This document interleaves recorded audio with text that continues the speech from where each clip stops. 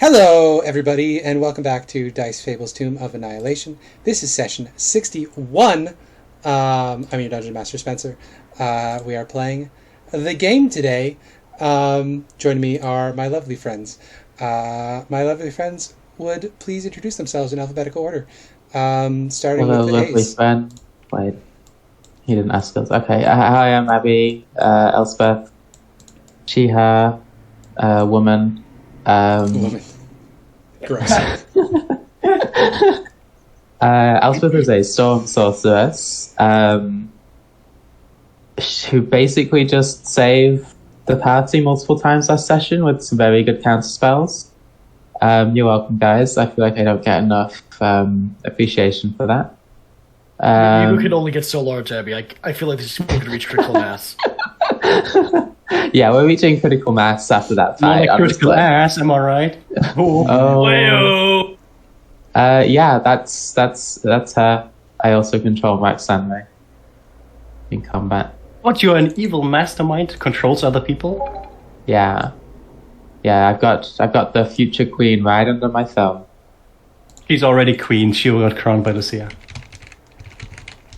Speaking of, hello, I'm Mia. I'm playing Lucia.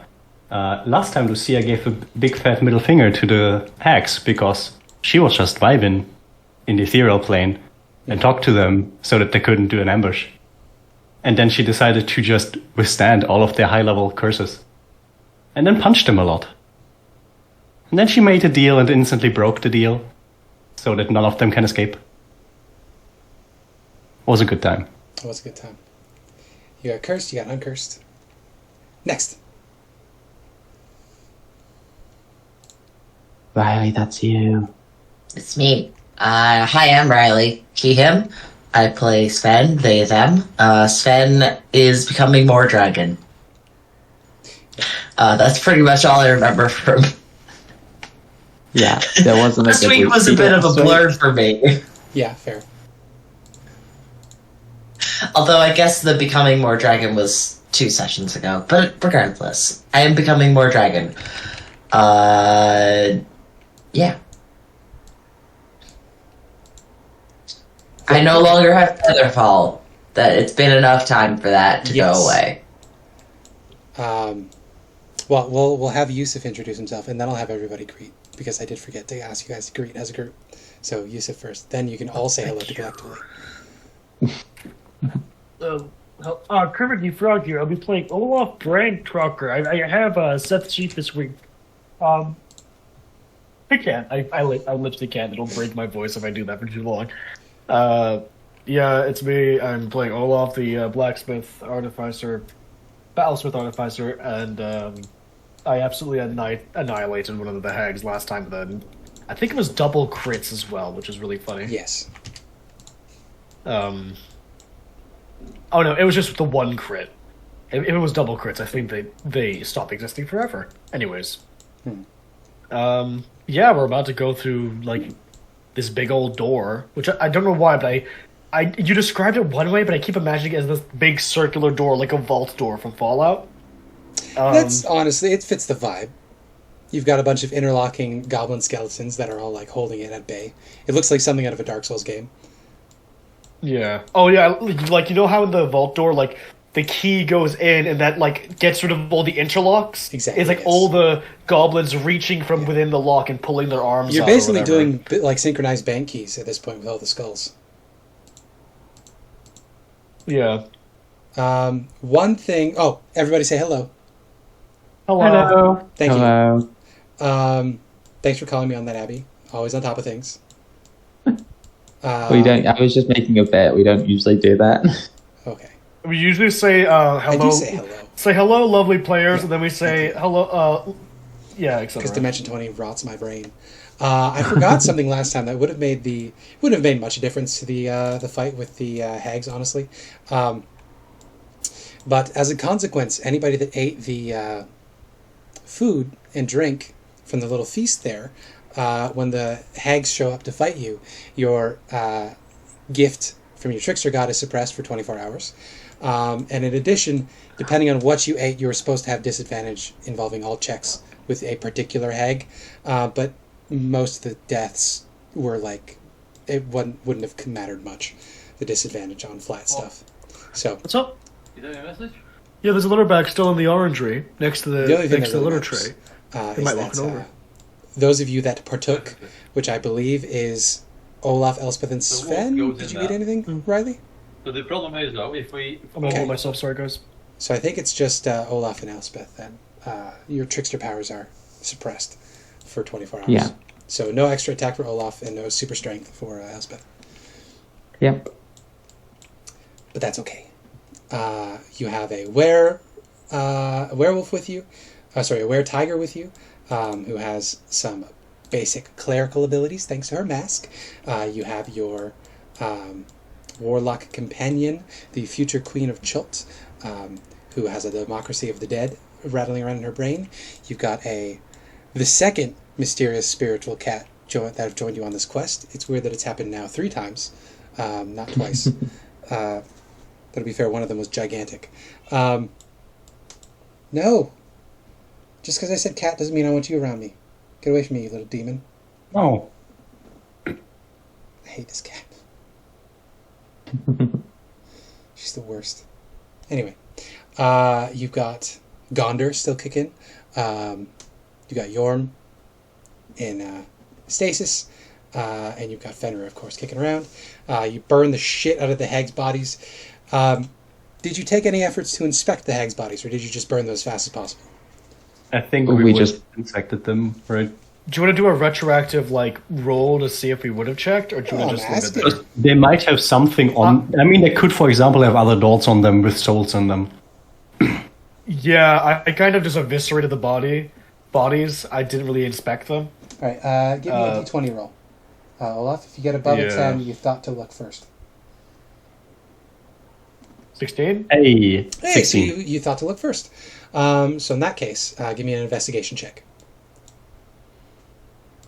Sure thing.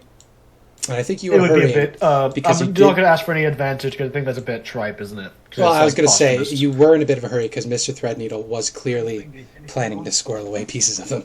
That would be a 12. I don't have advantage. Okay. One second, my desk. 12's not too bad. Widowgroat, the one with the coins over her eyes and the termites in her head, she did have a ring of keys in her jaw. So you can retrieve those before burning her. So those are still functional. You have a ring of keys.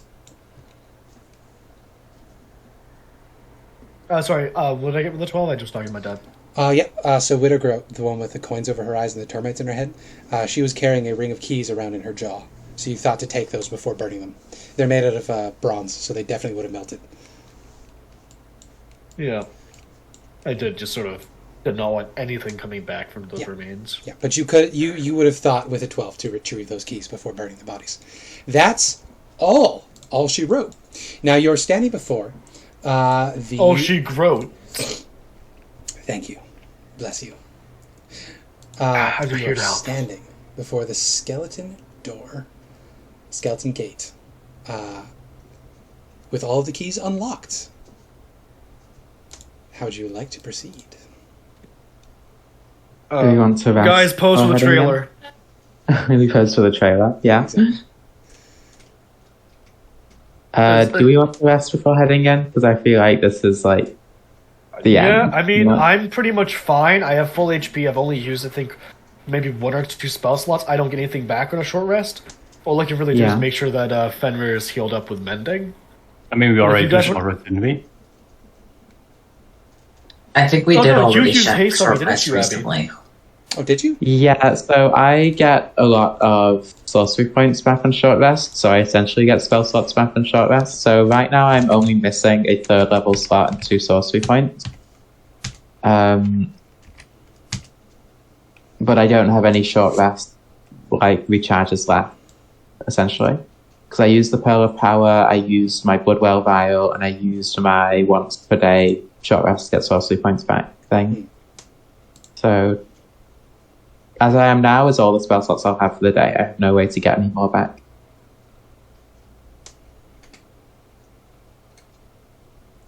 Yeah, I'm pretty good on resources. I've only used up one rage, I think, and 1 lightning breath. Okay. Yeah.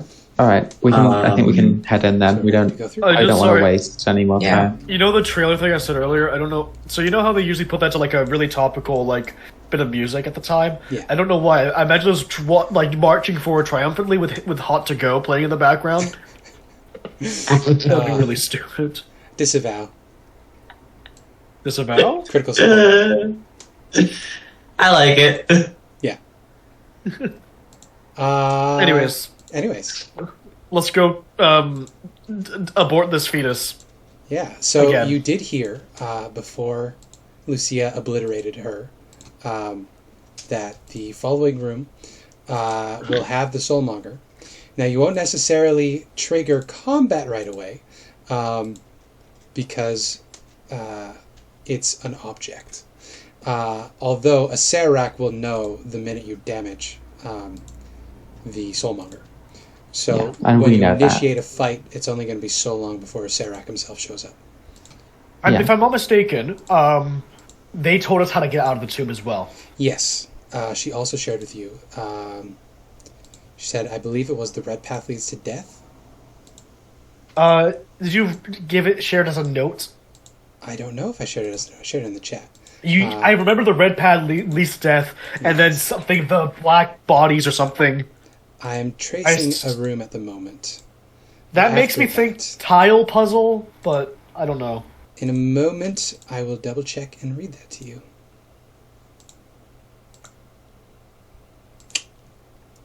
Right. So, what did she say? That looks disgusting. Yeah, I know. Well, I'll describe it in a moment. What the last one was Baggy Nana. What Baggy Nana told you. There's only one way to leave the dungeon. The Eben Pool. Charred bones paint the way. And hidden in the dungeon is a library of lost lore. That's their secret partner, their silent partner. It is looked after by an Arcanoloth named Mr. Fox. And then she also said that the red trail leads to death.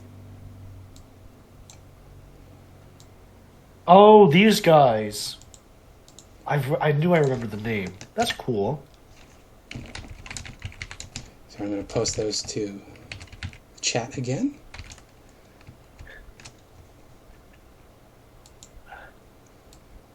And these were in return for her being let go, which she was not granted. And you were cursed, and then you were Can I free to kill hit yours. her?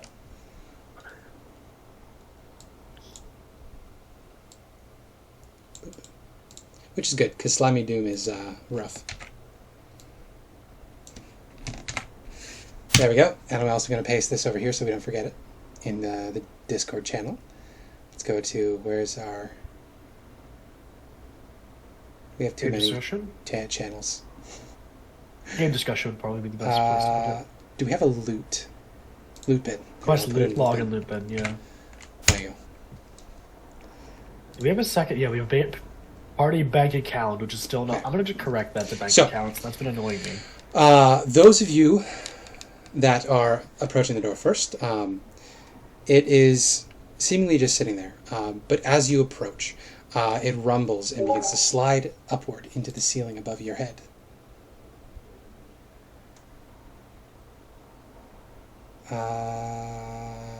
Yeah, It's absolutely. massive. In answer to your question, Abby. Before you, as the skeleton door rises up into the ceiling, you see a wide triangular room lit with an eerie orangish red glow. There's a 5-foot wide floor-to-ceiling glass cylinder in the center of this room, filled with light, the source of which is not apparent, but you can feel the heat radiating already.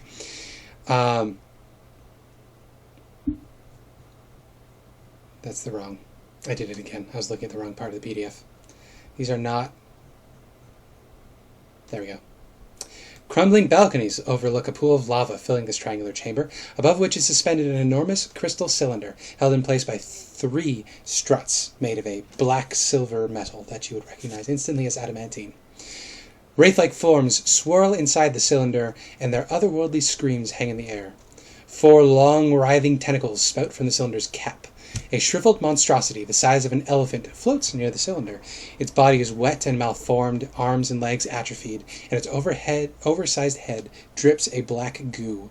The creature is attached to the cylinder by a twisted umbilical cord. I have some art to share with you, and I'll post the description too, in case you guys have audio issues the same way I do.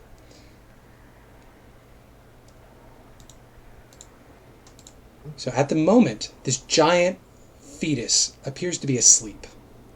I'm sorry, this looks like Star Wars. It does, doesn't it? Especially with the Sirak, if you squint, that's just Darth Vader. Yeah. Or Palpatine. This giant fetus appears to be sleeping as it hovers in place, floating around this crystal cylinder. As you peer at that cylinder, you can occasionally catch glimpses of faces you swear you recognize, but they're flitting and they don't last very long. Beyond that, you can see that there is a pair of balconies, or a trio of balconies on the other side of this long room, one of which has a circular portal in it looking like something out of Stargate. It is a round stone circle with what appears to be a pool of water, as if you're looking at it from the underwater looking up at it. That sort of a look. There's like light shimmering through. It's very pretty and atmospheric. The other two balconies have various urns and pots made out of glass, stone, wood, bone, that sort of thing. You don't need a fancy Arcana check to tell that these jars are some kind of phylactery. Dozens of them. Well, not dozens. 21, I think. Exactly. It is up to you whether you want to enter or not. There isn't a lot of sound in here. You can hear a distinct bubbling of the lava down below. And you can hear a woo-woo-wooing of the portal at the other end of the chamber. But otherwise, it is eerily quiet in here. Elspeth will start walking down the stairs towards the soulmonger. Very nice. I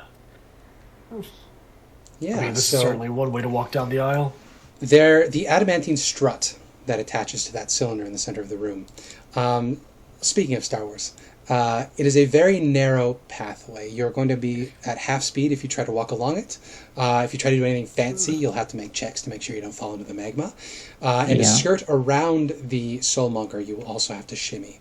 Right now, you're not under any pressure, so it's not going to be hard to do. But you will have to go single file unless one of you can fly. Or teleport. It is brightly lit in here, I believe, from the magma, so I don't know. Although Magma doesn't give bright light in Holy though. Does it not? God damn it, hurts. Is it actually? Can you check? It doesn't specify what kind of light it would be. What is the light? On lava. It is weird considering that in all the other dungeon it did say. I mean, the whole other dungeon was basically just dark red. Yeah, there's no lights on most of the rest of the dungeon. Does it mention what the level of lightness it is? It doesn't really matter because I give you a device that makes bright light into dim light. Yes, but only around me. The location I teleport to also has to be not bright light. True. Is what if I quickly investigate one of these piles of bones? Absolutely, yeah. I want to see if they'll animate into investigation minions or something. It does not mention what level of brightness it is in here. Because that's what happened before. Oh, also the ceiling in here is 30 feet high. And as you reach the edge and peer down, you can see that the lava begins 30 feet down below. So from the top of the lava to the top of the ceiling, you're looking at about 60 feet. I'm going to have to look up the brightness of lava.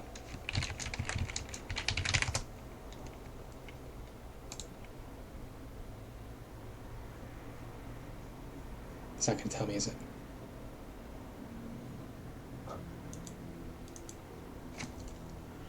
Can I also make an Arcana check? You don't have to give me the result just yet. I want. Yeah, you can also make an Arcana check. What's the Arcana check? I want. If there is a phylactery in this room, how can we destroy it? Absolutely. You can give me an Arcana check as well. 11. I am not doing well today. Okay.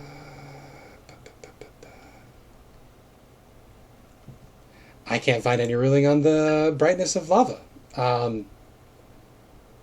I would think it would function like torchlight, so maybe a 20/20 or 30. I'm finding that it is bright, but not for normal reasons. Like it has because it is so hot, it is bright apparently, Yeah.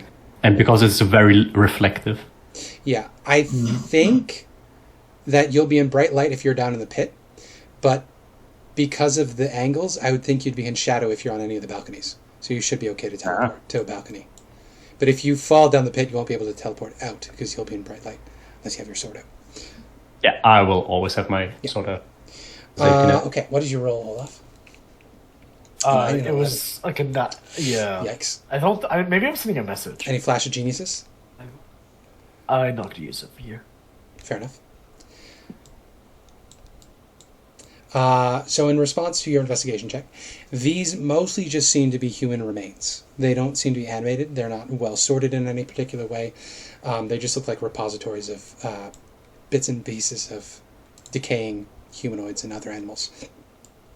There's like elephant tusks and stuff like that in there as well. As for your you leather, described them specifically as like phylacteries. That's what was. those are weird. the jars at the other end.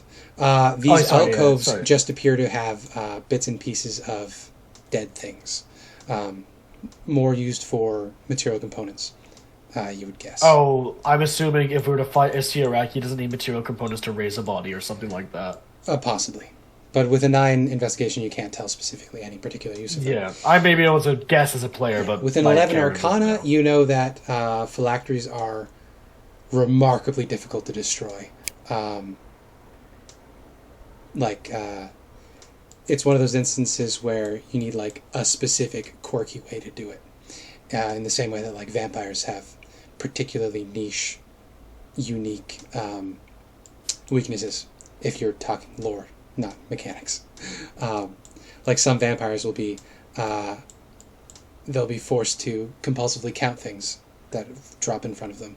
But not all vampires, it's just some of them. So Like phylacteries if would you be... draw a line of salt, they can't pass 6, they count all of it. Phylacteries would have a similar thing where phylacteries are essentially immune to all damage except for very specific, unique things to each particular phylactery. And you're looking at as many as there are here, which I believe is 21. I counted. I think that's how many. 4, 6, 11 on one side. Yeah, 21. Thank you, yeah. 21 over there. Very clearly, obviously, phylacteries, they have the bone box look to them. They're made out of ivory, bits and pieces of human bone and animal bone, wood, crystal, glass, ivory, all that sort of lovely deliciousness. But you don't know anything further than that with an 11. How are we supposed to fight in this room? This room is so weird. Oh, so Elspeth. And Whilst Olaf is doing his investigation, Elspeth is just on the support beam. She nearly puts her hand up to the factory but pulls away when she realizes that might trigger something, but she's just looking in to see if she can see hope in there. Absolutely. As you're peering in, for just the briefest of moments, you see your brother's face. He looks distracted, and honestly rather terrified. And then, just as fast as he appears, it disappears. And there's just innumerable faces you don't recognize. I think he's still in here. We've still got a chance. Yeah. Lazily overhead, like the tentacles of a gigantic octopus, these tentacles are just sort of meandering about. You can easily sidestep out of the way, but these things seem to have a substantial amount of force to them. I'll step back once I've done that. Gotcha. How does it feel being in this room and this close to the Soulmonger? Deeply unsettling. I feel like there's 2 parts of us, and one part of us feels like it's being pulled towards a thing. Yeah, there's Like almost like there's a a sense of magnetic pull. gravity about it, but there's also this sense of like you feel like that moment if you've ever been on one of the drop zone type sort of rides at a fairground.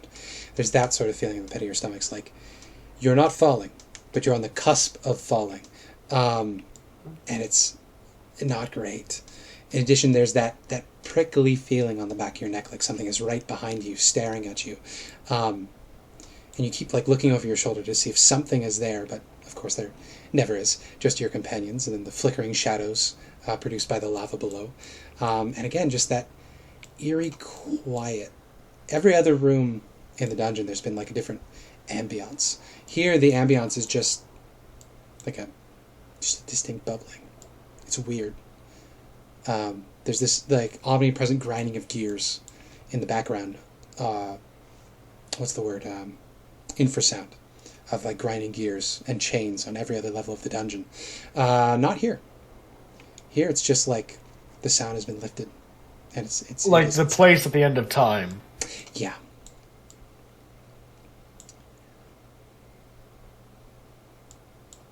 All right, guys, let's get all the pieces of Uptown and make a big laser. You do have the trickster spirits inside of you.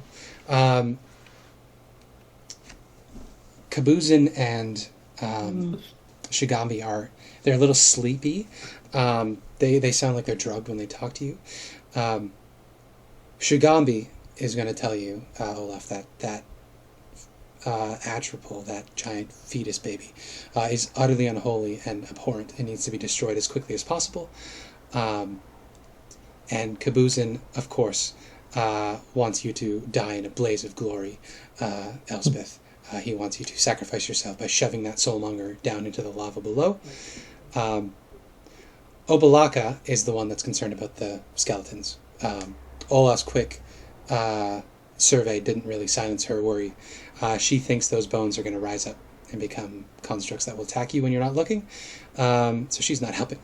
Ejin, on the other hand, is encouraging you, Sven, to head over to the Misty Gate on the other side, because he thinks that there might be further things to help you in this fight if you continue on rather than picking a fight right now. And Nare is just going to be rubbing her chin, listening. And she says, I think maybe we can reason with it. I mean, it is a giant floating aborted fetus, but a lot of things look awful and evil, and I don't know, maybe it only looks awful, and it's just a prisoner, like the rest of the things in this dungeon. No, it is a stillborn baby that is only being held alive by eating and consuming thousands of souls. She furrows her brow, and she says, yeah. What would we convince it to do? Kill itself? I don't know. Just, Unc doesn't want us just to kill it right off the bat. We should check first. If we wake it up, that might bring the Sirak here, and the time we spend reasoning with it is just time a Sirak gets to travel. Whilst we're doing nothing. She nods. She says, I just don't want to have more innocence on my head if I can help it. There's a lot of that rolling around in here. She taps her head. I'm gonna sort of investigate the soulmonger from afar. From afar, okay. I'll get as close as Elspeth. Did. Basically, I want to discern its nature in a way that I could, like, you know how you basically can take apart an engine, then you know where its weaknesses are. Basically, yeah, go for it. Like, do that without actually taking it apart. Just do an investigation or a investigation sounds like or whatever. the way you're going. Investigation sounds good. I don't. Oh, critical success, 25. So you are tempted to touch it, and you watch for a moment with all of the wraiths moving in and out of it, and you catch it's probably fine. So you actually do raise a hand and lay it against the glass, and you're surprised to feel that it isn't glass. It just looks like glass. As you rub your nails over it, you feel the texture of it. It's actually bone.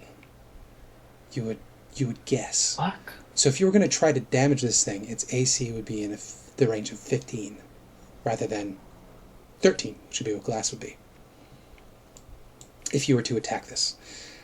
The other thing with your critical, this is a mother of all phylacteries. It is a beast. Typically, phylacteries have a relatively low amount of hit points and just a shit ton of immunities.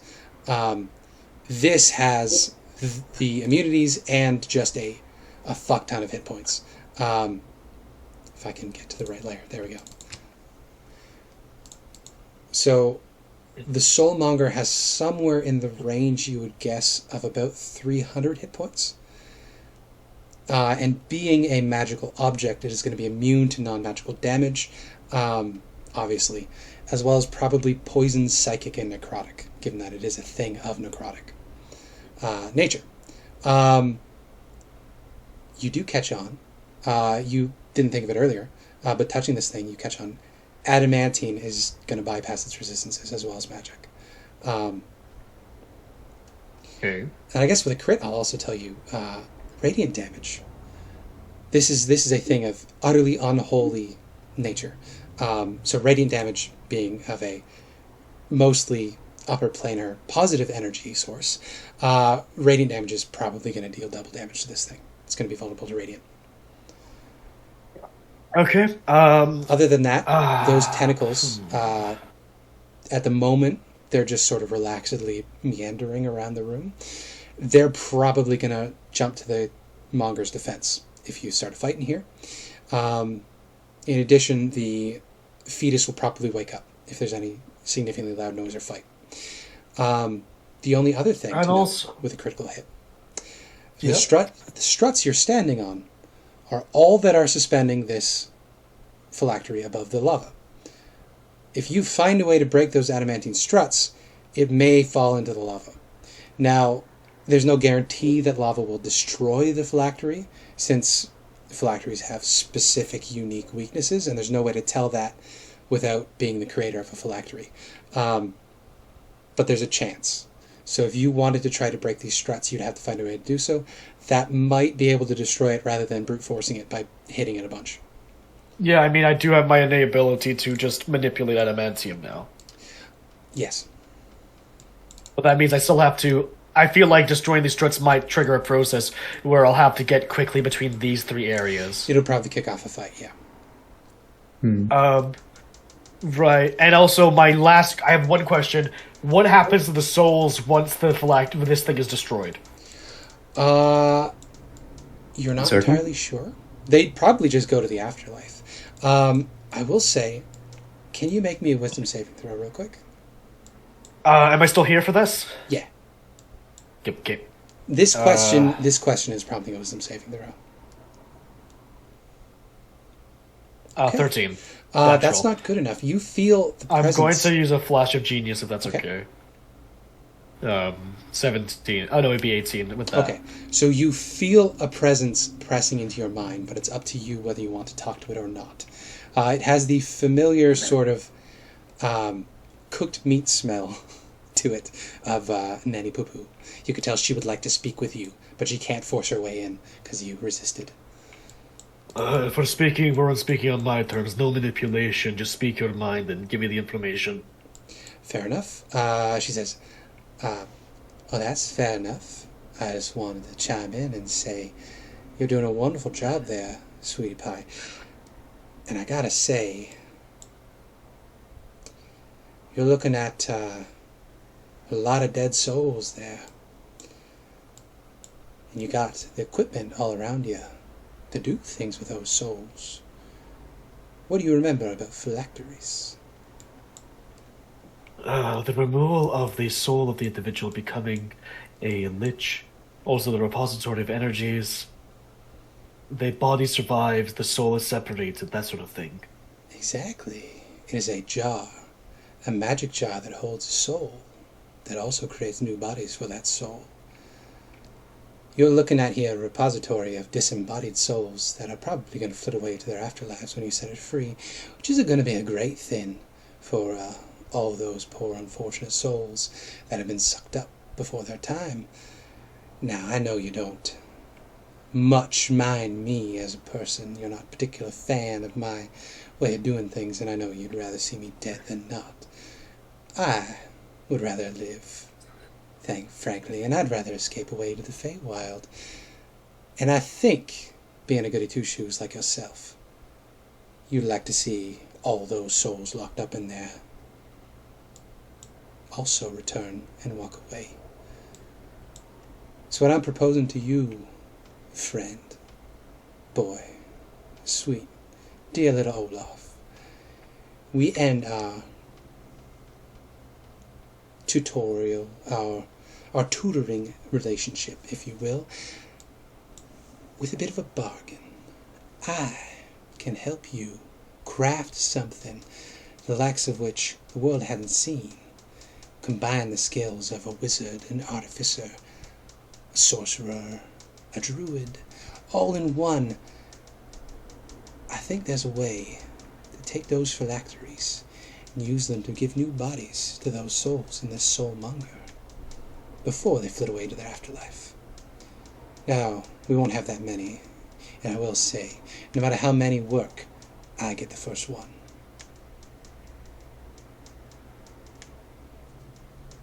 I'm gonna roll an insight if that's okay. Okay. You can go ahead and tell me if I have disadvantage on this, but I'm just gonna roll an insight. You've been interacting with her for a while now, so you know her fairly well. 20. 20, yeah.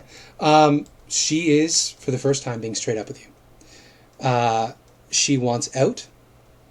She wants to escape with her life, obviously. She doesn't have a body, because you gave her body away to the Zentarum agents disguised as Harpers. She needs a new body, which means she's stuck in your head until she gets a new body, or she gets banished. She doesn't want to go in the soulmonger. She doesn't want to go to the afterlife. So her goals are purely self-interested. As for your friends, the people that you could potentially bring back to life this way, she probably doesn't care less. As long as she gets her new body, she's probably just gonna leave. Okay, I kind of want to give her a human body or something just to fuck with her. You know what I mean? Just like give her a mortal body. She can still do stuff, but she doesn't have the abilities of a hag. Fair enough. She says, you have in your I'm possession... not saying that in my... You have in your possession there a spell scroll, a magic jar.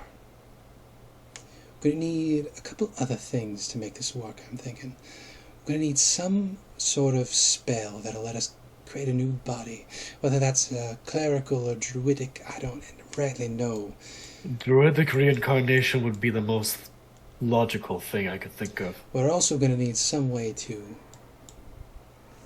Magic jar will tether a soul from the soulmonger to a new phylactery, if we can find one that isn't bound yet.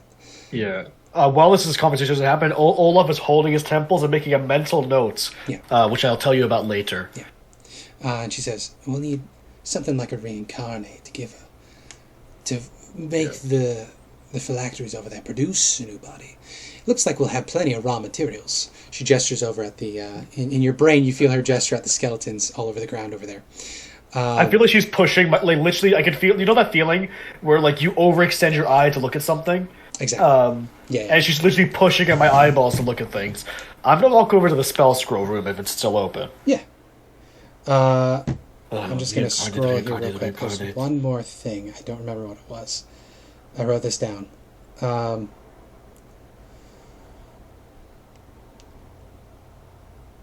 don't much... You're getting a mortal body, if this is going to work, by the way. Well, of course I'm getting a mortal body. I Human, don't expect by the anything way. else. I just want to get out of here. Olaf, I'm making a mental note. What are you doing? We can get your brother back. I think Lucia still doesn't know Yes. that you made the deal with the hack, right? Not yet, no. That's what we're doing. I mean... Right. We can get his soul back, but it'll just go to the afterlife. The one We can get it back. The one she's And then thinking we'll of- revive him. That's what I'm doing. Just give me a moment. It's magic jar, reincarnate, and raise dead are the three she's thinking of. But I'll accept arguments for anything else. Reincarnate is the one I argued for. Yeah. Teleportation, because basically I want these people to return where they were. So teleportation circle. Oh, so you would be don't the want one I them to would go join you in the fight here? We could do that, but for the other ones, because there's a bunch of souls that need to be Okay, freed. yeah. You could also tie in a teleportation here. The idea with the bodies here is you'll need raw materials for the bodies to go into, because you can't just materialize a new body out of nothing. If I'm not mistaken, reincarnate. Unless you can find some way to produce a true resurrection. Well, reincarnate from 5th edition. Or heal. If I'm not What else do mistaken, you does it require any material component? It requires This a body. does. Under Piece of I a think it's body. 7th level. A piece of dead humanoid. Yeah, under 7th level, all of the resurrection type spells require a body. So reincarnate. The material component is the person you're reincarnating, not the body that's going to be made. Yeah. The spell forms a new adult body for it, and then calls the soul to enter that body. Yes. So essentially, we need to basically a scrying spell to find the remains of all of these individuals who've died. You would have to, yes. But this is you're creating something entirely new here. So her thought is to tie this to the bones in the room, which is the purpose of the reincarnate, because then you can repurpose bones of things that don't necessarily belong to the initial body.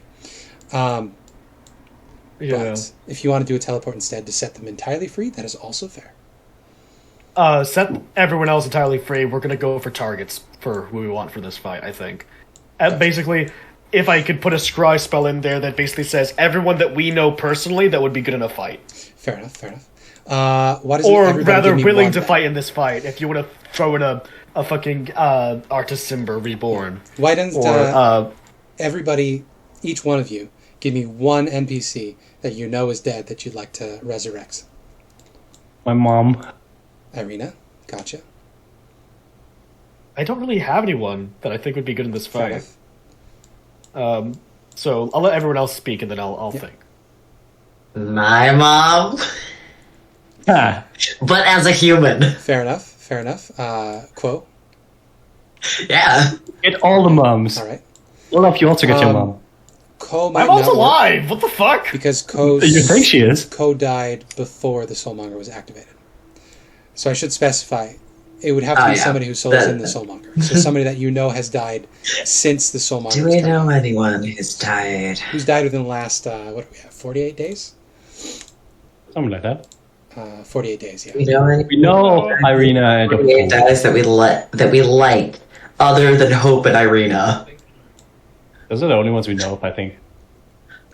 Yeah. We had Hope, Irina. Glowy hasn't died because Wongo hasn't slapped back into the mace yet.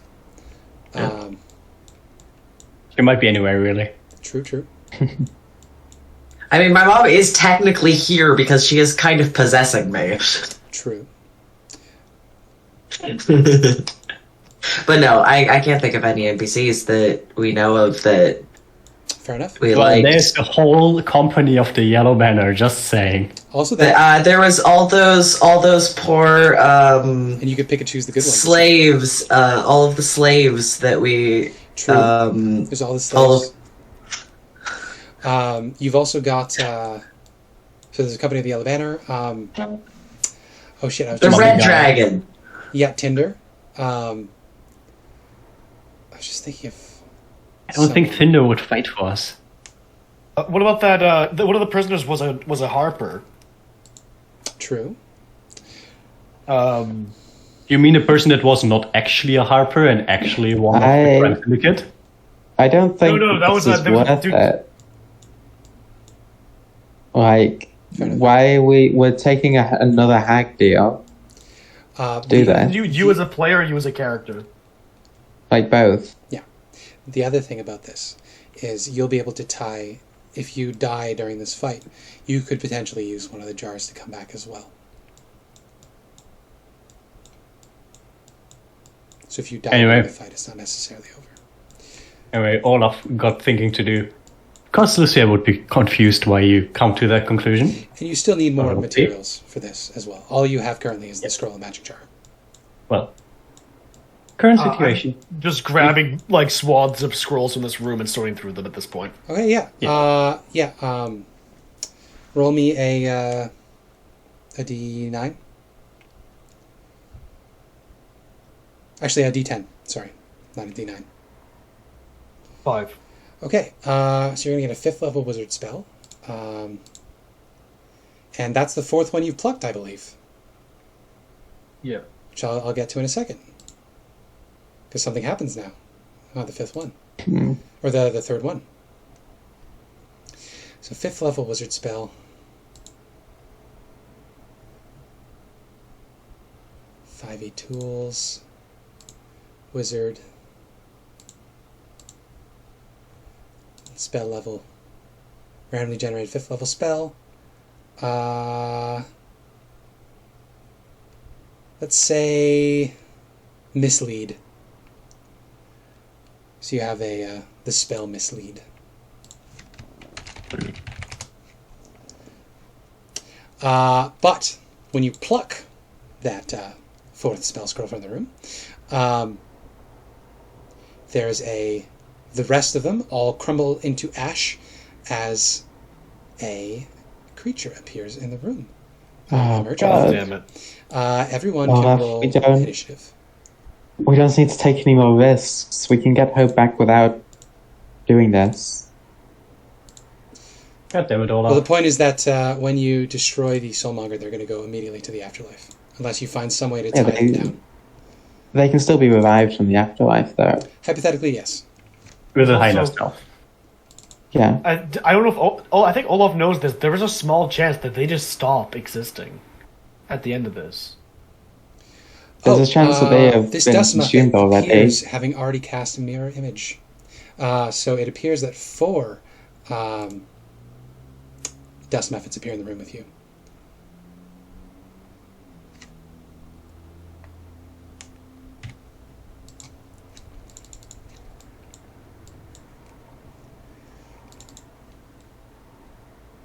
Now, what were you saying about the Hegs deal? I was saying that there is a small chance when we destroy the soulmonger, given doing nothing else, Fair enough. that I the would people like we all care of you, about would still be consumed. I would like all of you to roll me a dexterity saving throw. I think if you get below a 10, you're surprised, because you were not Okay. expecting the dust muffin to appear.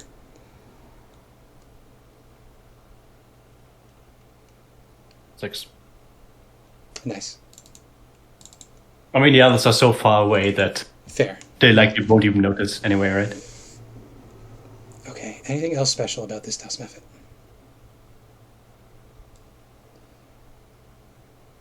There we go. Here's another thing where there's something in the PDF that is not reflected on the stat sheet for some reason. Thanks, Roll20. Beautiful. So the dust method is going to go first. This dust method that has appears to be 4 dust methods hovering around in its own space, Olaf. It looks at you with a wicked grin on all 4 of its faces, and it's going to say,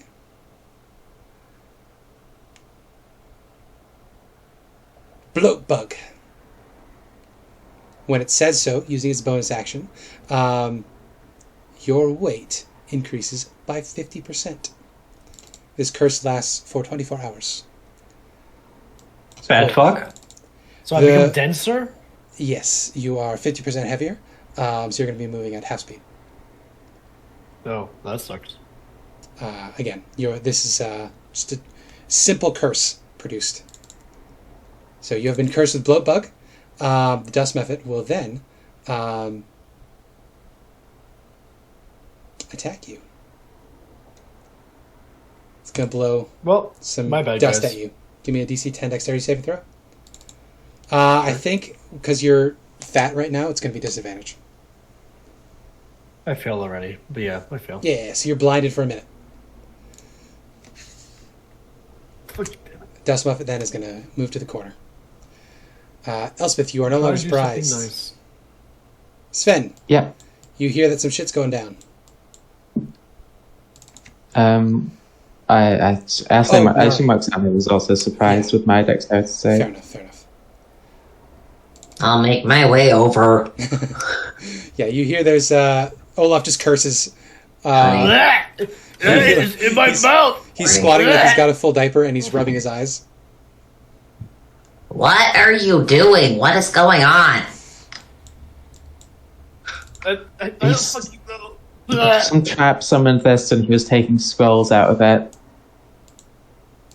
Here's the curse, by the way, for Bloatbug. Because of course they didn't put it on the character sheet, because that would be actually helpful.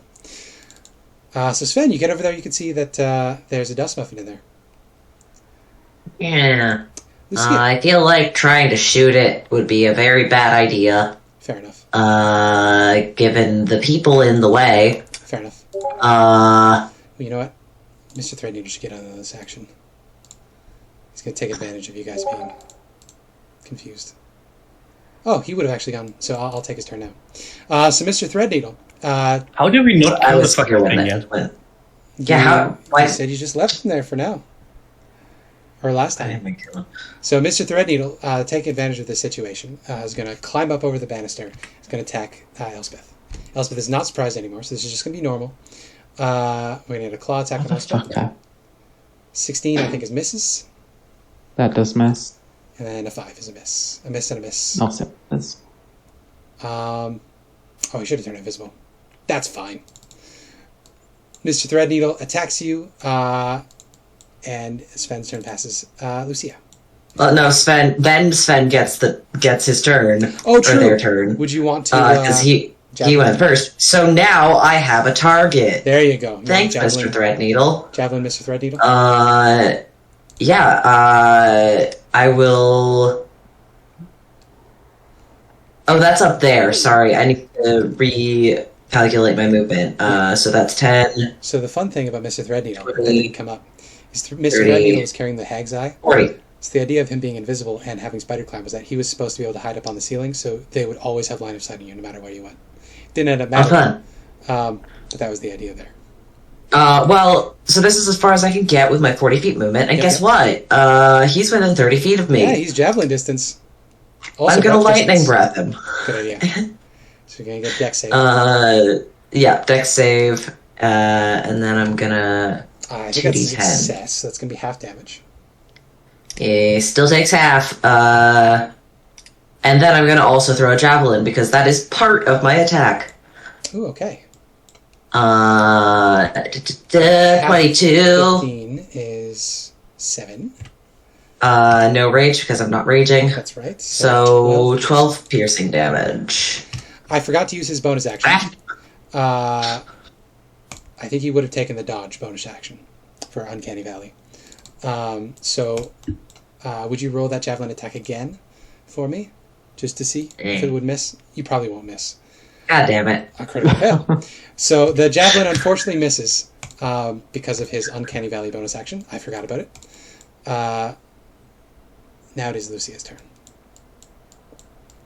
Sasha's up. I just give a short sigh.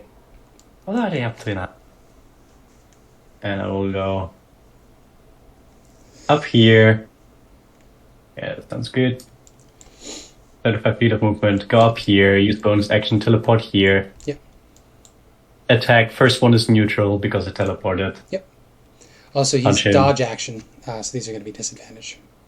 Now the first one is neutral because after teleporting my Oh, first that's attack right. has advantage. That's right. Thank you. I'm not going to use focus points on this. 12. 12 is a hit. Damn. Not What's too Okay. tough. Bludgeoning. 10 bludgeoning. Very nice. How messed up does he look after that one punch? Not too hot. Not too hot. He's about a quarter of his I would mass. like to use the other attack to just grab him. How big is he? Medium Was size. he small? Medium size, He's- although he weighs half as much as he looks.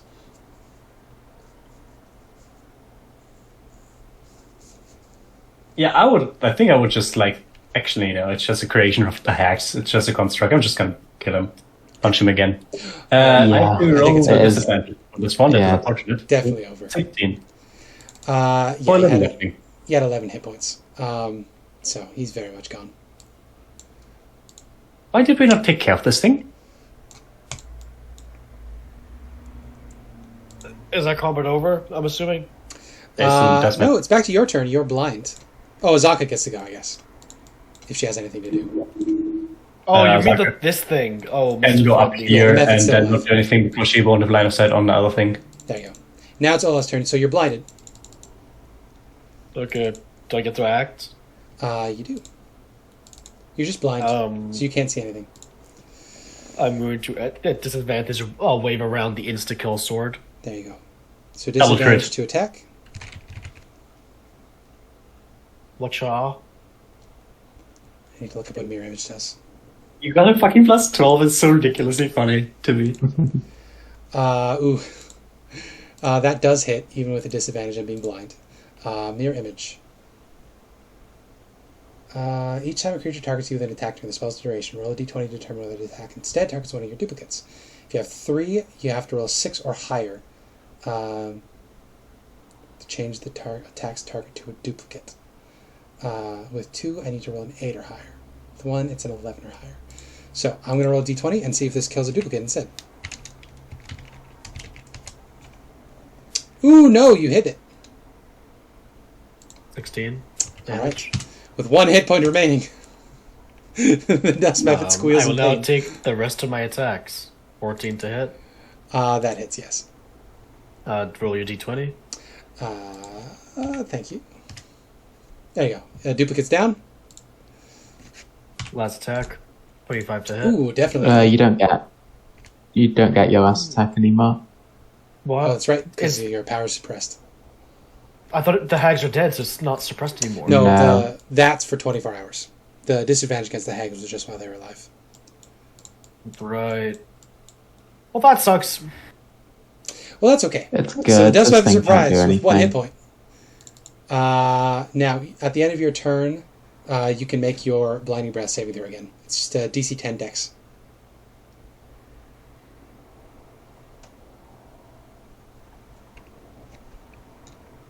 Olaf, that's you.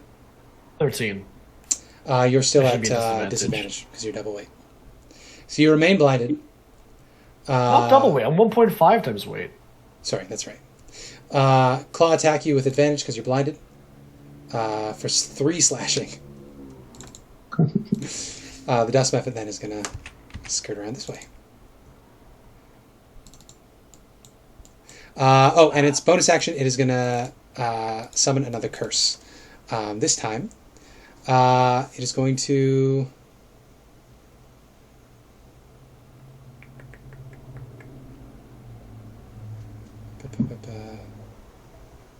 Ooh. It's actually going to go here for its bonus action. It's going to say Spindle Dash. And any creature that it can see needs to roll a d20, and the lowest person is going to suffer some force damage. So it can see currently Olaf, Elspeth, and Lucia. So each of you roll a d20. Can you see Fuck me? you, Abby. Yep. Fuck all of you. Just in the You know what? corner. Why do I try? You know what? Your loved ones can stay dead. Yeah, I can see you. So that's going to be 66 force. Vindication! The room can only produce each of these curses once, so you don't have to worry about this again. Yeah, it's going to be So dead Lucia, soon anyway. You're going to suffer 34... Jesus Christ, that was an amazing Oh. one. 30 force damage as the room produces a bolt of force that smacks into you. That was the Spindle Dash.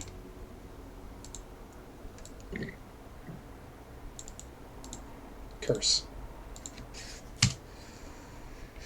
Alright, it has one more curse left, and we'll see if it gets another turn as we move to Elspeth's turn.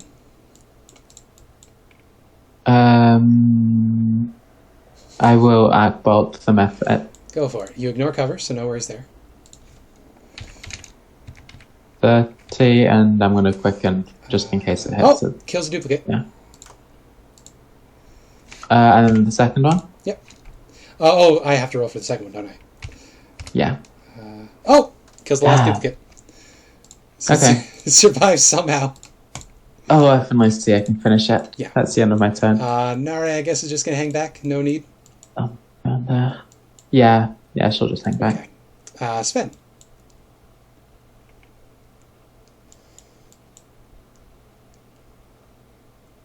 Yeah, sorry, Lucia.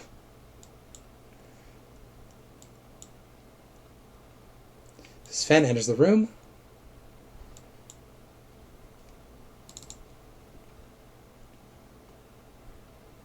Yes, fully blame Olaf, please. A 19 will certainly hit it. It has no more mirror images. It has 1 hit point. How would you like to destroy this dust method, keeping in mind that you're muted? I didn't realize I was muted. So as I ran over, I went, hey, yes, attack it with Bob. Smack. I think battle axe. So just straight from the cranium to the crotch. Nice. It erupts into dust and bits and pieces of chalk, and there's a distinct clinking sound as a potion falls from its middle and hits the ground. That was a total of 300 XP for those two combatants. There are only 4 of you. What's 300 divided by 4? 75. A right? small number. 133. 75 No. per person. 75, yeah. 70. I thought I did. Yeah. So You divided 75. 400 by 3 instead of 300 Yeah. by 4. So each you gets 75 XP. Yeah, and there's a bottle in the middle of the ground now. Hey. I'll pick it up. Sorry? What's this? It's got a frosty glass container part. On the inside there's a reddish gold liquid with a bunch of sparkly bits floating in it. Pretty. Olaf, why the heck are you running off and triggering traps that we already dealt with? Don't we have enough on our hands right now? Well, at least that we dealt with the weird guy and don't have to deal Why with him in was the next he even fight. around? Why didn't we just punch him before? I don't know. I just follow what the group does. I thought I knew a way to bring back everyone. We don't need to bring back everyone. We only need to bring back a few people. And that I could do. I just... Maybe I'm naive. Just... Most of the people in the Soulmonger are people that died of natural causes that should just go on to the afterlife. The only ones that are in there that should not be in there are people that got revived before, which is a very small amount. Yes, but... Also, we are kinda in a position where you shouldn't just run off alone. You know, whole dungeon full of death and traps. How about you communicate before you run off? She looks actually pretty pissed. To be fair, she also just got smacked super hard. Lucia, Yeah, why I don't feel you... like... Why don't you just go back and start having a rest? I don't think that this is helping anything. I'll go check out that portal. Because we still need to figure out how to actually destroy that thing without dooming everyone that's in there. I'm gonna tap Lucia with a cure wounds. Very nice.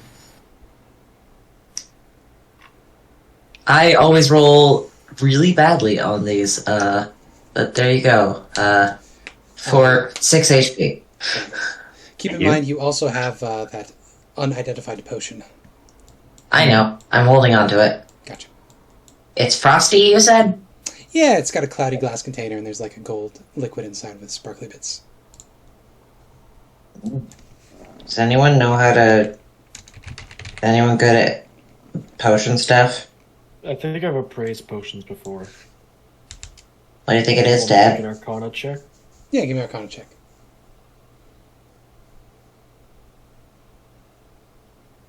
Did I just get some cool loot from your idiocy? 5? What was that? 25? It should have Oh, yeah. been a disadvantage. Instantly recognizable potion of greater healing. 44 plus 4 if you drink it. So Sven runs after Lucia. It would appear that the potion was being used as the material component to create the dust method. When you killed the dust method, the potion fell. Lucia. Lucia. Wait up. Huh? Here. Potion. What is it? Healing. Oh. Okay. You can have it. Just go Given drink it now. getting it made you suffer. Thank you, Sven. How much was it? 44 plus 4? 44 plus 4. Let's roll well. We have magic jar. We don't have... Did we get a scroll of raised dead? I feel like we found a way to do raised dead. That's a No. higher than average roll. Good job. Yay.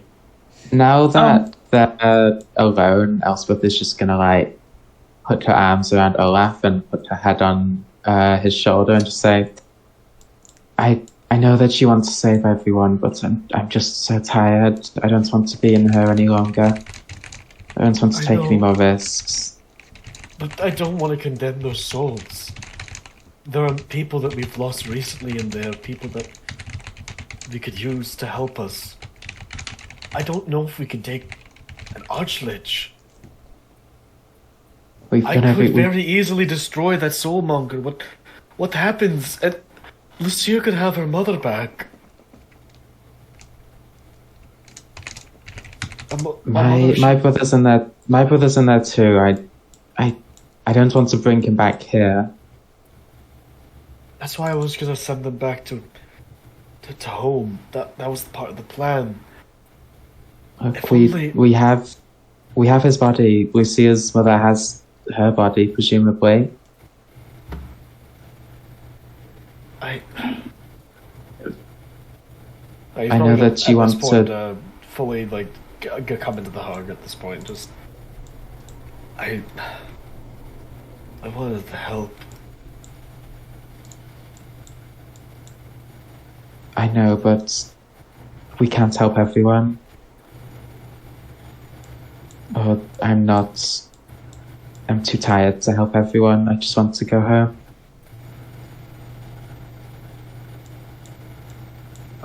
Internally at this point, he's while like in this hug for a moment, he's gonna try and speak to the hag again. Yeah. You really don't have these spells to your repertoire? Listen, honey, I was doing some wild bard stuff, but I never got powerful enough to cast any of them high-level spells. We need something of 5th level or sorts. You got a charisma caster with you right there. She doesn't have any resurrection type abilities. No, we don't have that. Too bad about your druid friend. They didn't have the right sort of stuff for this. Olaf is sort of while thinking about this, thinking about the Moonlight Greatsword. Yep. With its sort of narrative ability of finding the way. Yeah. I kind of want to see if I could just slice a hole through reality and see glowy flop out of it. You can try, yeah. Chloe's right here. I don't know if that is glowy. I feel like glowy would have told us by now if that's glowy. Maybe she's stuck in cat form. Maybe we just have to kill it now. The other thing is, Mia was doing stuff down here, which we can get back to. Yeah. He'll sort of to sort of end this scene. He'll sort of grab Elspeth by the shoulder, just say, "Thank you. I'm just gonna see if I can find Glowy with one last thing, and then we'll get out of here. I don't want to leave her in here. It'll only take a moment." Okay. Well, back on the other side, Lucia is scouting ahead. Lucia, I'm following her. Very good. I'm Do you have a way to flag cross, or are you going to try to jump? rage. Oh, you're in a rage. Well, that works. No, I'm not gonna burn a rage just for that. If it was still separate, I might, but no, I will. You can jump that. Can I jump that? Actually, Is this high up? I have a question. They're roughly the same level, Oh. but there's a balcony. Yeah. At level 10, my Step of the Wind increases. Oh. In a way, I can move a willing creature with me. Yeah, you could run along the Would walls. you if wanted to say get that Sven. this counts if I use it for all of my movement, including my teleport?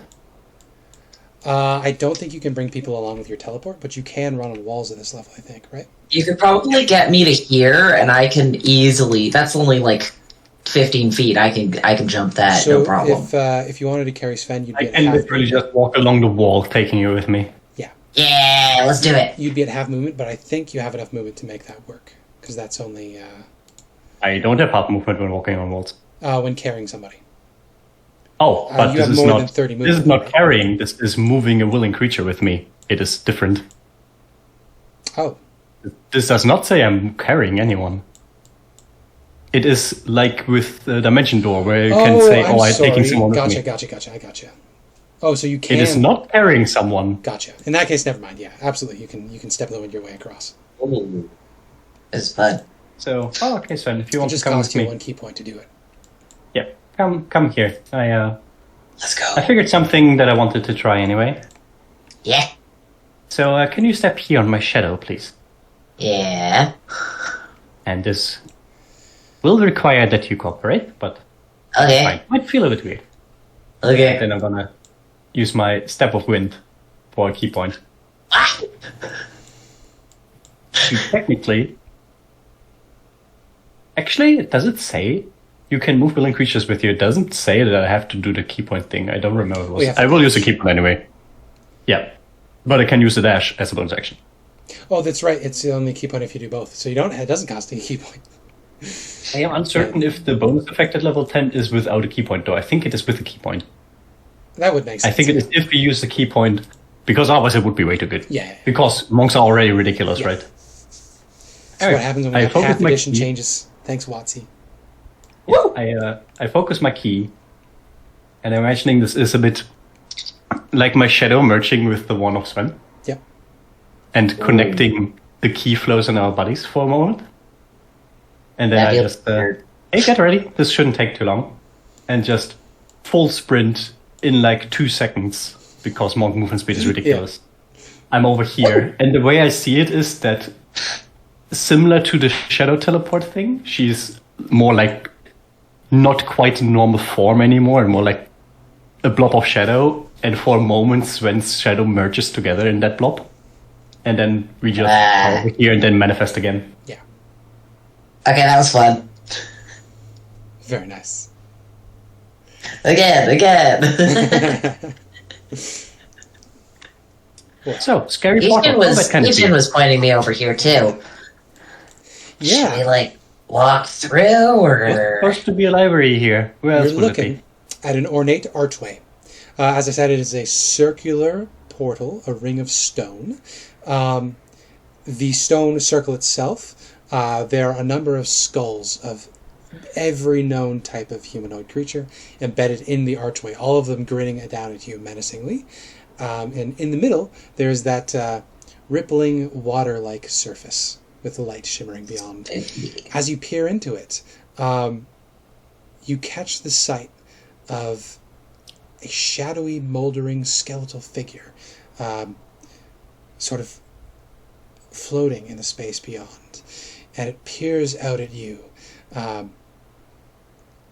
points at you, and you hear that distant, horrible lich laugh, which I'm not going to attempt to do right now because I don't feel it. I stick my tongue out at it. But clearly illusory. Okay. I'm not quite the kind of person that just goes in unless I'm sure that it's fine. I think you're the kind of person that likes to rush ahead, right, Sven? Sometimes. As long as you're right behind me. I'm behind you. I would just like to not go there first. No, you say, I think you're the kind of person to do that, and Sven's like, as long as you're behind me, immediately runs in. Very nice. Well, you step in, and you feel this weird spaghettification feeling. It feels like your entire body is being sucked in through a straw. And then the opposite happens. It feels like you're being pooped out of a straw as you emerge in a new space, which I will reveal to you using the reveal tool. I love that we just got mad at Olaf for doing this, and then immediately rushed in on our own. I told them I'm gonna go check out the portal. He just fucked off. All right. You step out of the mists into an underground chapel with black basalt pillars and a polished obsidian altar. Resting upon the altar is a pair of leather bags the size and shape of human bodies. They both appear to have been sewn shut. Beyond the altar, there is a heavy black drape hanging from an archway. There are 8 emaciated, green-skinned creatures shackled to the walls of the chapel, each of them gazing out at you with a single baleful eye set in the center of their heads. The monsters begin to gibber and drool excitedly as they shake in their manacles, eager to be set free. Ooh, spooky. Oh. So each of these creatures are peering out at you, chittering to each other. In common, they're talking to one another. Talking to you, holding out their hands as best they can. They are shackled hand and foot to the pillars upon which they stand next to. It looks like they're like the way Anakin and Obi-Wan are chained in Attack of the Clones, that cultural touchstone that we're all very familiar with. You said they're talking in common. What did they say? I meant uncommon. I was incorrect. Which you can understand anyway. I do understand uncommon. Yeah. They say, over and over, they say, visitors, visitors, visitors, set us free, set us free, set us free, set us free. We know things, we know things, we know things, we know things. What do you know? Oh, no, I can't understand them. What do you know? Why are you here, actually? Which one do you want to go and talk to? I will open question to the room. Oh, okay. In that case, I'd like you to make me a deception check using your charisma. Deception? Using my charisma? Yeah. I mean, deception is charisma, but... This creature has an ability called a weird insight. I love Narthex. They're one of my favorite monsters in the game. Me too. And they're just like wizards who found us. They should have. Oh, it's proficient. I need to roll. Yeah. There you go. But they're perfect for like teasing players who have like a secret backstory. Like this thing knows that now. Yeah. So it knows. Oh wait, did one of them learn how to out Pizza the Hut? Yeah. Alright, I'm not immune to being charmed anymore, because fucking mute bar a monk. It is never relevant, and then when I get rid of it, then it's relevant. So I think that's going to be this one closest to you. It's staring at you, and it's just going to say, real quickly, what would be a secret? Do you have anything in mind that would be a secret? That would be damaging? That you wouldn't want Sven to know? Honestly, she is such a very forthcoming and open person that I don't think there's anything much that Sven doesn't know. It's very true. I feel like the closest one would be that she snuck away from home to be here and her mothers wouldn't want her to be here. Fair enough. Yeah, I think maybe that's something that yeah. Oh, actually, never mind. There's actually one thing. The Nosgoth would learn... nothing. The Nothic would learn that Lucia knows or saw that Sven killed the shapeshifter. Ooh, that's and intentionally didn't intervene. Yeah, the Nothic is going to cheer to itself and say, "Oh, you," in Undercommon, "Oh, you think you're all high and mighty, you think you're morally good." It switches to Common. It says, actually, I guess it would switch to Common when it started talking this in the first place. "You think you're so morally righteous and upright, but you saw the dragon one kill the changeling, yes. You saw it and you were glad." Not I also so saw morally Sven righteous. eat the starfallen.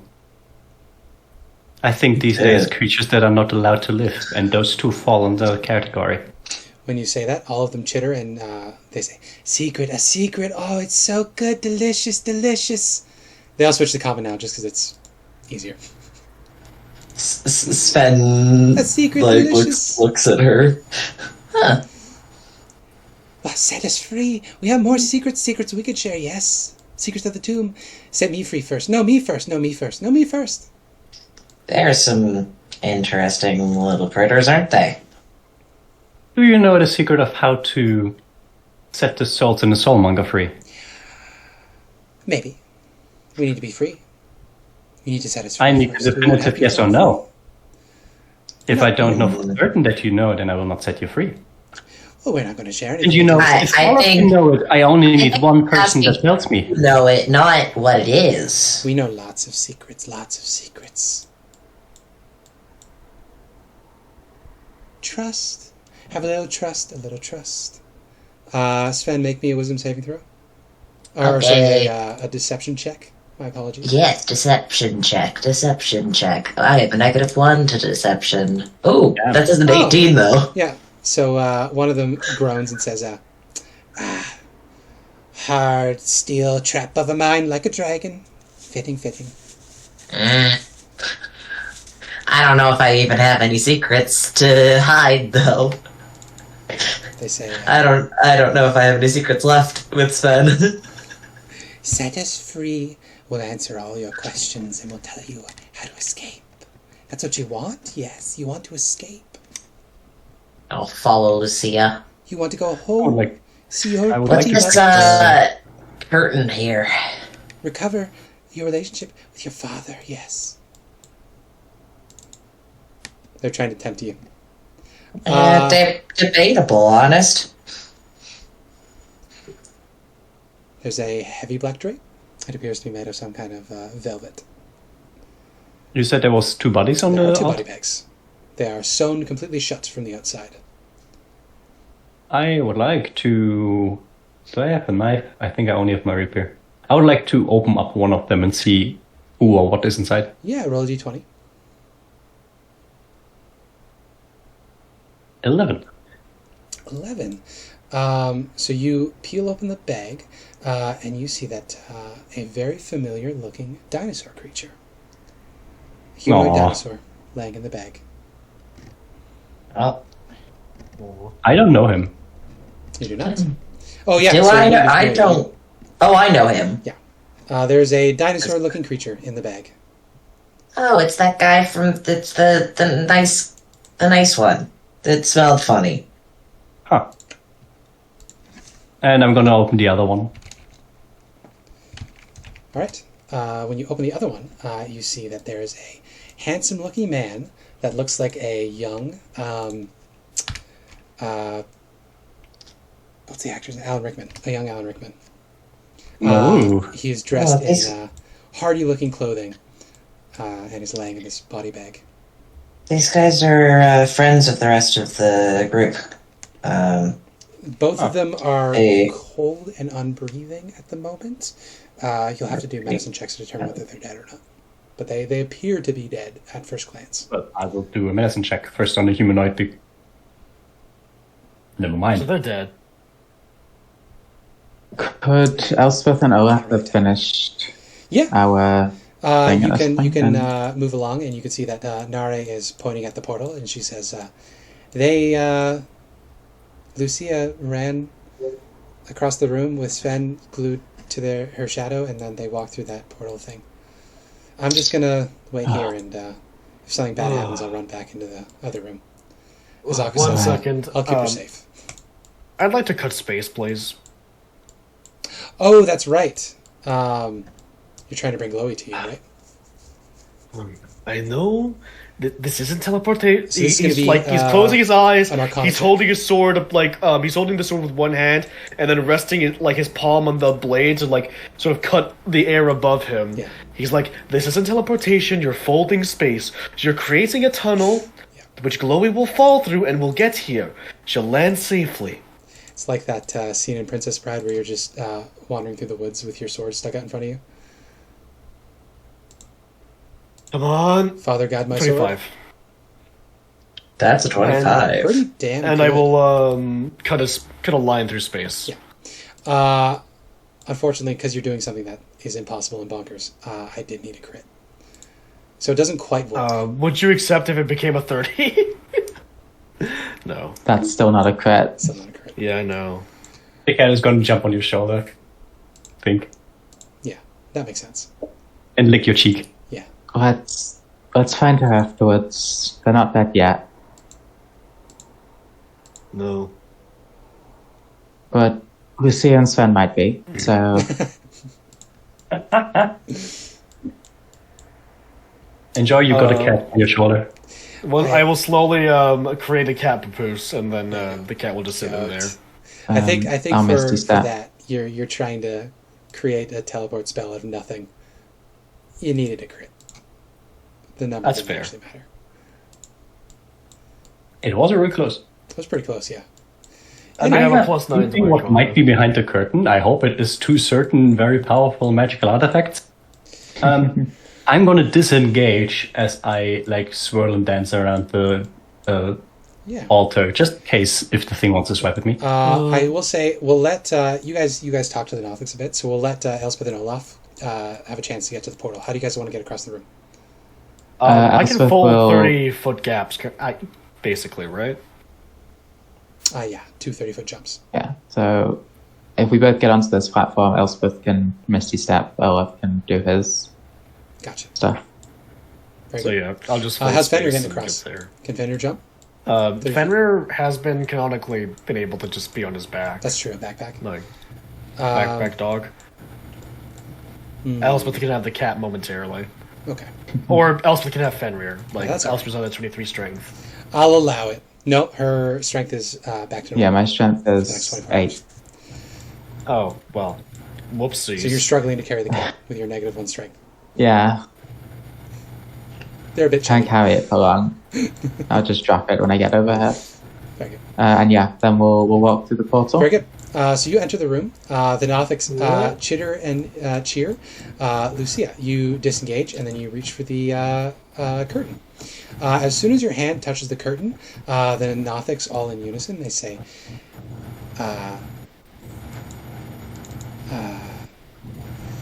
filthy.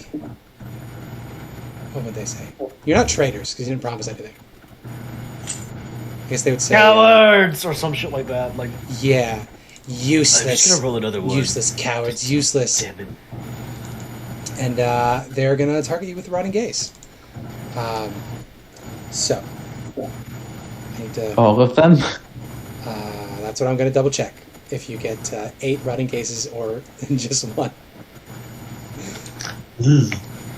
Might be very painful. If the creatures ignore the Nothics' demands, the spiteful creatures attack them using their horrid rotting gaze. Sounds like all 8.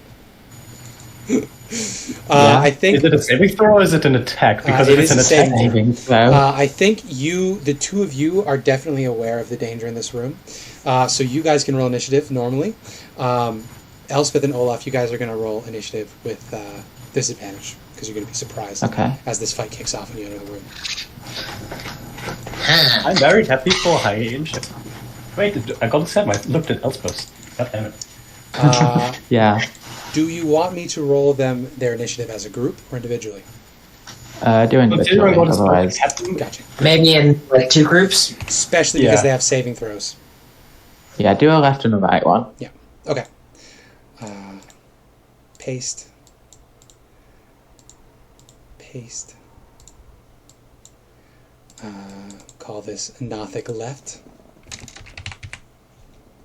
Call this one Nothic's right. at least they're all bound, so they all have. Yes, they all have speed Advantage 0 again. as they are restrained. Initiative.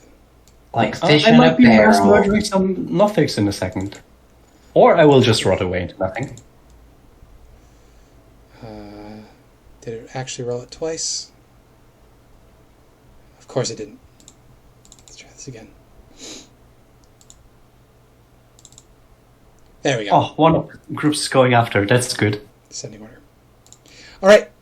So, Elspeth and Olaf, you are surprised for now. You come through, and they chitter and jeer, and then they turn over, and they call her a disgusting, lazy, useless adventurer. And then Lucia, you're going to need to give me 12 Constitution saving throws. 12. Or I'm sorry, 4 Like- Constitution saving throws. As the Nothics on the left side of the room all peer at you.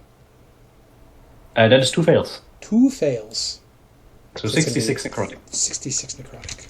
Ah, Do you have a way to reduce this? Do you want me to roll them individually? I don't think I have a way to reduce it. Okay. So it's going to be... Oh, that's shit rolls. 17 necrotic damage. It's taking a lot of damage today. Turn their faces to you. Also, again, they never put the damage roll in the ability. So I'm just going to do that real quick. Roll 20, get your shit together.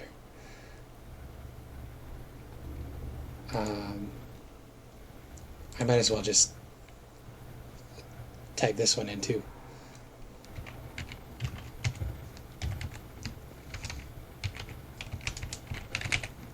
There we go.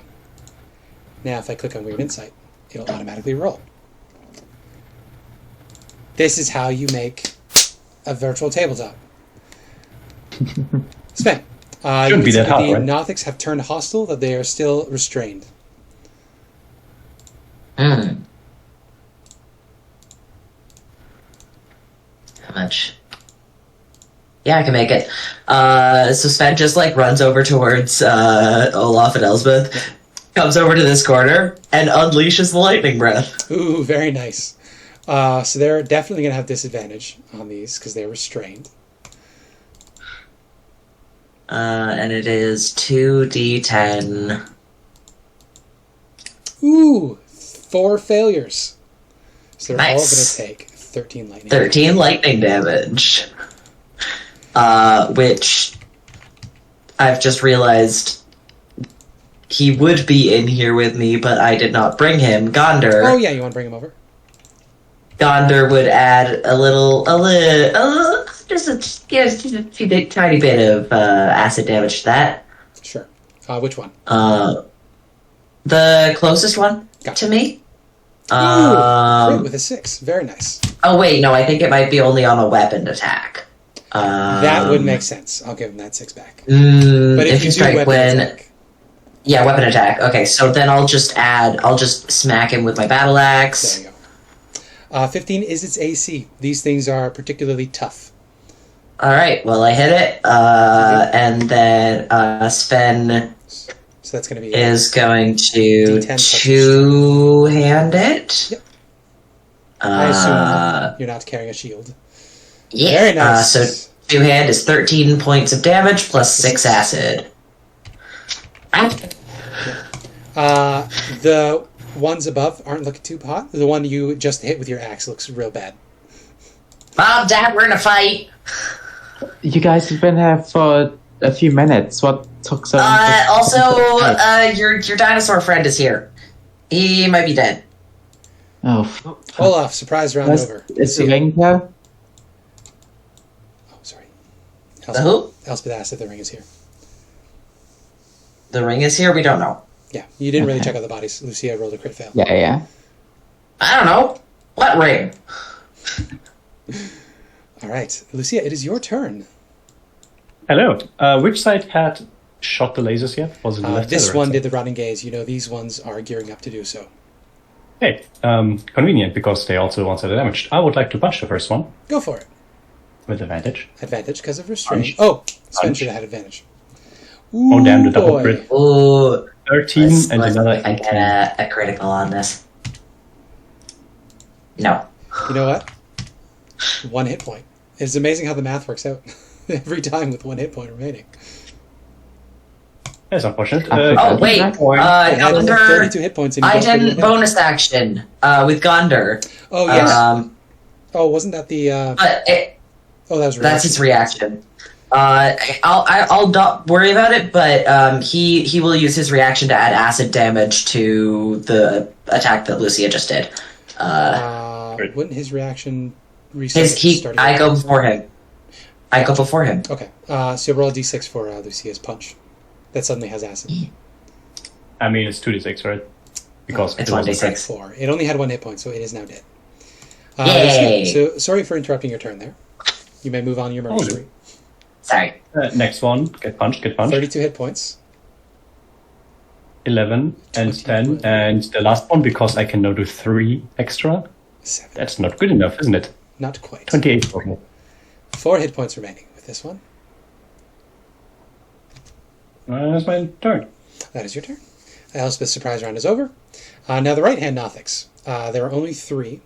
So they are going to peer at you, Lucia, and gaze at you with their rotting gaze in revenge. These are not an advantage. 1 fate.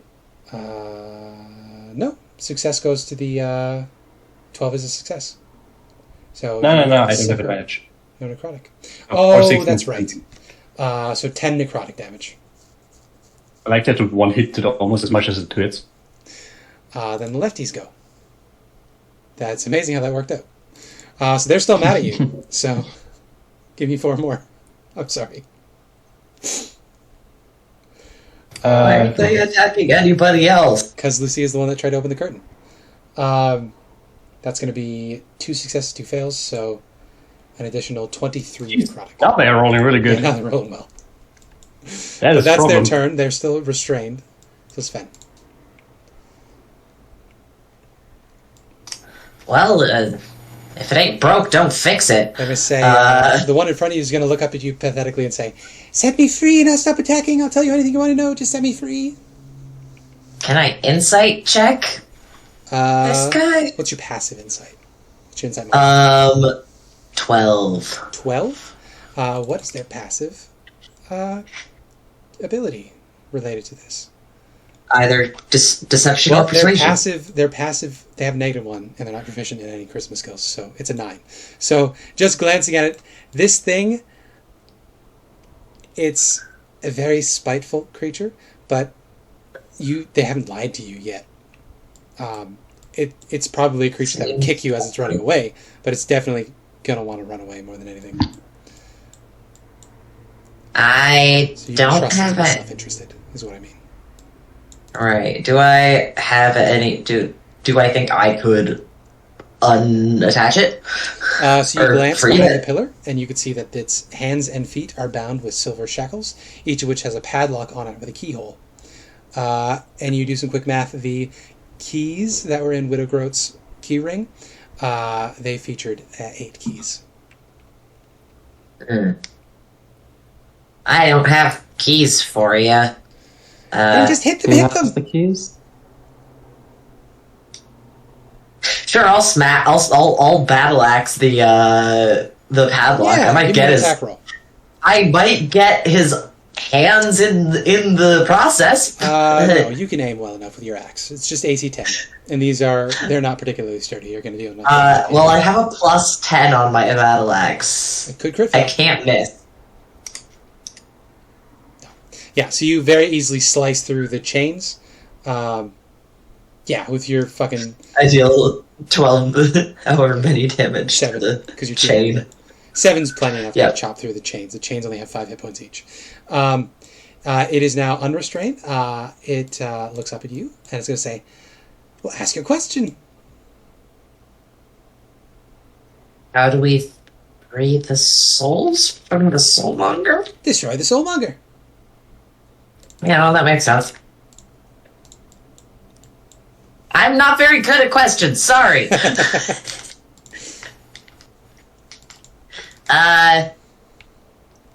What are you gonna do now? I'm sorry, I'm only going to answer one question. Yeah, no, that's reasonable. I'm gonna attack the rest of these guys. You fine with that? I hate these guys, go ahead. Alright, cool. I'm gonna chop at the head of the next one. He says, "No, wait for me, I'll answer a question too." I missed. Yeah, you missed, sadly. Clinks into the pedestal, or the pillar. Bonus action. Gondor, get the guys. Attack them. I guess they're not chained to the pillars, they're chained to the wall. The pillars in the middle of the room. That doesn't matter. So Gondor's going to attack this one? Yeah. Yeah. You have advantage on your attack, by the way. Alright, let me just roll again. No. Gondor gets to go with advantage, though.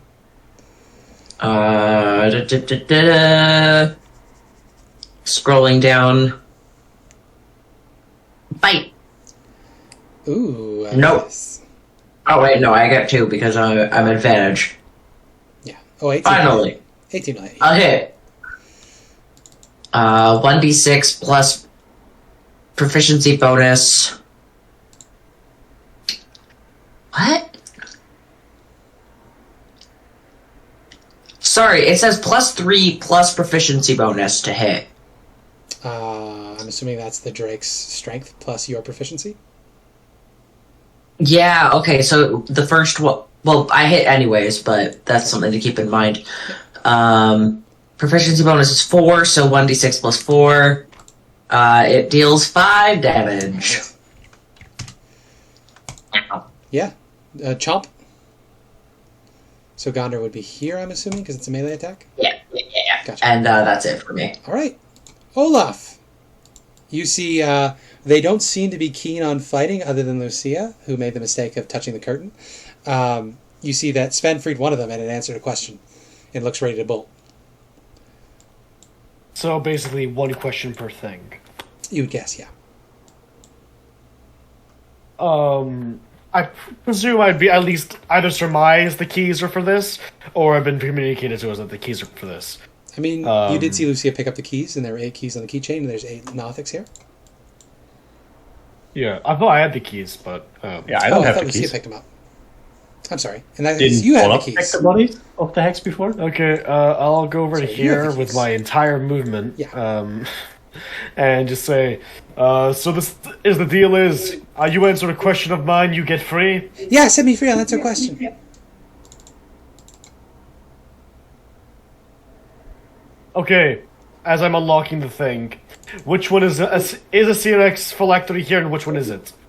Oh, the Nothic chuckles. He says, "No, Sarek has lots of phylacteries, and they're all over the place. So you'll never find them.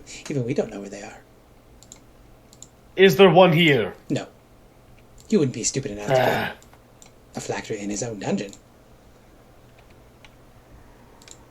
Right. Give me a. I think this is a bit out of initiative, but it's fun. Give me a deception check. Me? Yeah. Okay. 4. Do you have a secret that this Nothic is going to blurt out? I don't know. There's a few things. Maybe something you're ashamed of? because Lucia isn't aware of the deal with the hag. That could be the thing that gets Oh released. yeah. Yeah. Yeah, it's gonna. There's a hag rattling around in your head. It's gonna and rub you've its not your told hand and it's Lucia. gonna say, "Ooh, you're not alone in there. I see a hag rattling around in there. A hag with some interesting knowledge of the nature of reality." So Lucia, you What? don't know that Nanny. I can explain. the hack? I can explain. So that was I'm gonna be expecting explanation for that once we deal with this shit. your object interact, Olaf. I think because I have half movement, I can't much more. Oh, that's right. Yeah, because the bloat bug. Could I use my action to Yeah. release this one? Yeah. So you can use your action, use the keys, or just chop through the chains with your Vorpal sword. What's a good question to ask? That's not the question I'm asking, by the way. But See where the ring's gone. where is the Ring of Winter? Free me first. Kakunk. It's gonna be behind the fucking curtain. Rubs his hands. He says, well, it's on his body, of course. At least you know now. Do I have to reveal another secret? Thing, but I know that Elspeth shouldn't have it. No. They're just going to do that once to each of you. Okay. This is weird that it was Lucia first. Also, I guess Sven doesn't have many secrets either anymore. I mean, I don't have many secrets from Lucia because Lucia saw my secret actions. Yeah. I don't think Olaf knows that I ate the. Yeah. You succeeded anyway. Lucia, it is your turn again. Do you want to continue your genocide?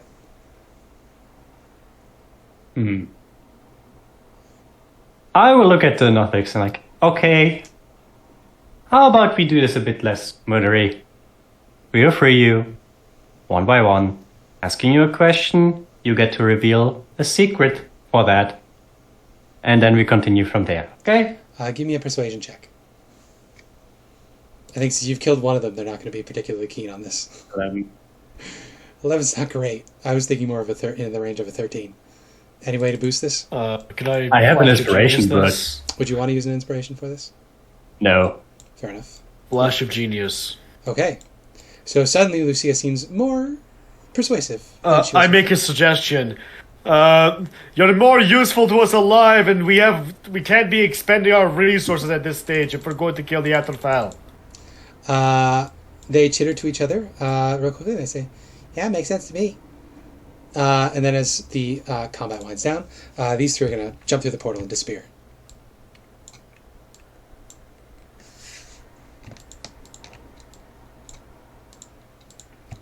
As a show of goodwill, I would ask this one: is there something in the in the 6th level of the dungeon that would help us against the Athropol, the Soulmonger, or against Aserak?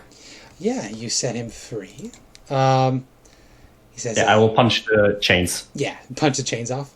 He says, wow, that's a really wide question. There's lots of stuff ahead that'll be able to help you.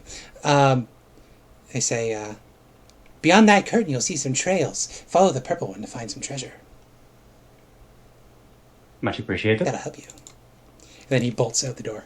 Oh, didn't the hag say something about trails? Yes. Yeah, there's multiple paths red you can trail follow. leads to death, is what the hag said. So just don't do the red trail, basically. The purple one leads to treasure, which can help you. Yep. I will go to the next one. I'll free him and ask, is there another trail up ahead besides the red one that we should not take? It will say...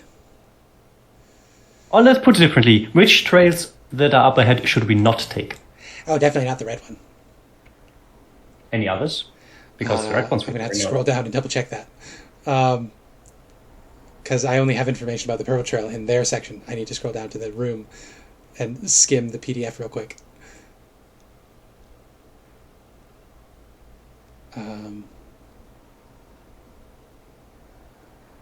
The golden trail would lead you to something really nice. Just the red trail. Nice. Just don't go down the red trail. So purple trail is good. Gold trail is good. Red trail is bad. Yeah. Okay. There's two more. Do any of you guys have questions? You said something about wanting to know where your cat is? Oh yeah, right, Olaf. You said you were thinking of a way to save the people in the Soulmonger. Maybe these can help you with figuring out how. Unless they have transcriptions for spells for reincarnate and raise dead, I can't do anything. Elspeth, give me a... you're going to get a weird insight on you. While this is going on. Deception? Yeah, deception check. Oh, the 11 is the one. Ooh! Well, I have to go to the defender. So yeah, you're a steel trap.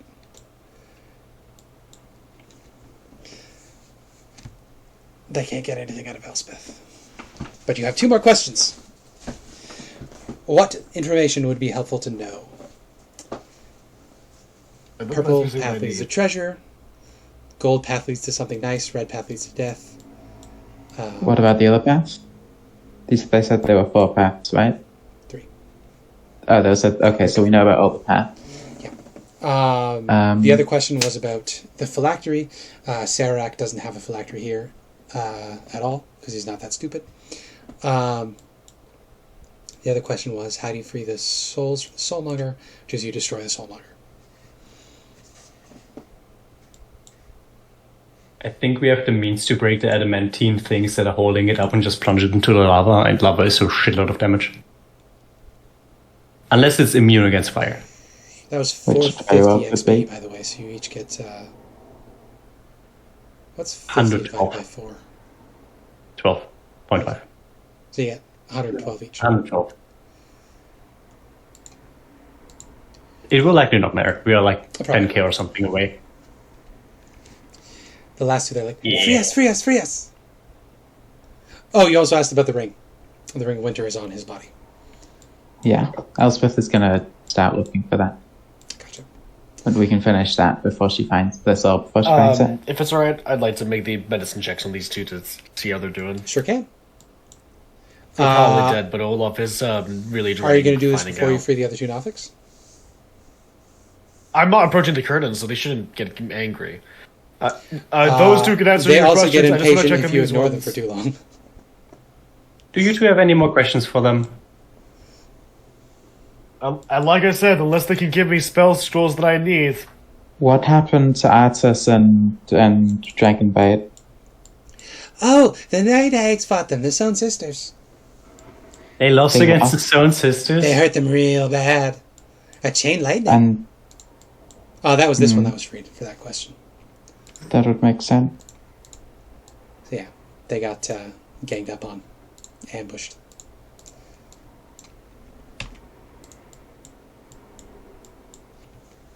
Oh, the Nothic didn't know whether they're dead or not. That's going to be a check. I'm going to free the last one. Ask him, is there anything else that you think would be valuable information for us? Actually, how long would it take Asurag to return here once we try to start destroying the Atropol or the Soulmonger? Somewhere in the range of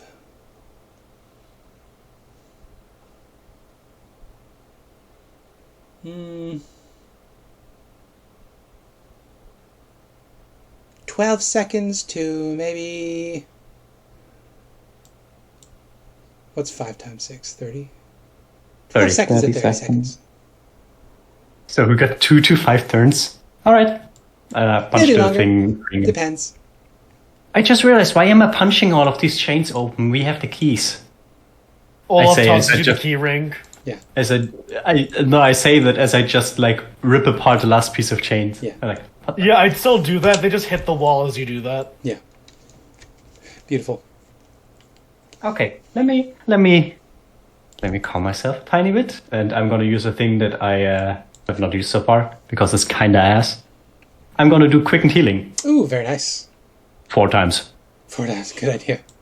Poor Lucia. I'm gonna quickly check One with on no hit dice. Artis and Dragon Bait. So I the have two not of even you, set it up yet. Elspeth or Olaf, one of you can roll medicine with advantage. I have a negative 1 to Uh, medicine. What about you? I have a... I'm really good at it, but I failed. Although maybe now that I don't have 8 things screaming into my head, I could have another chance at it because I'm not distracted by them. That's fair. But first, So,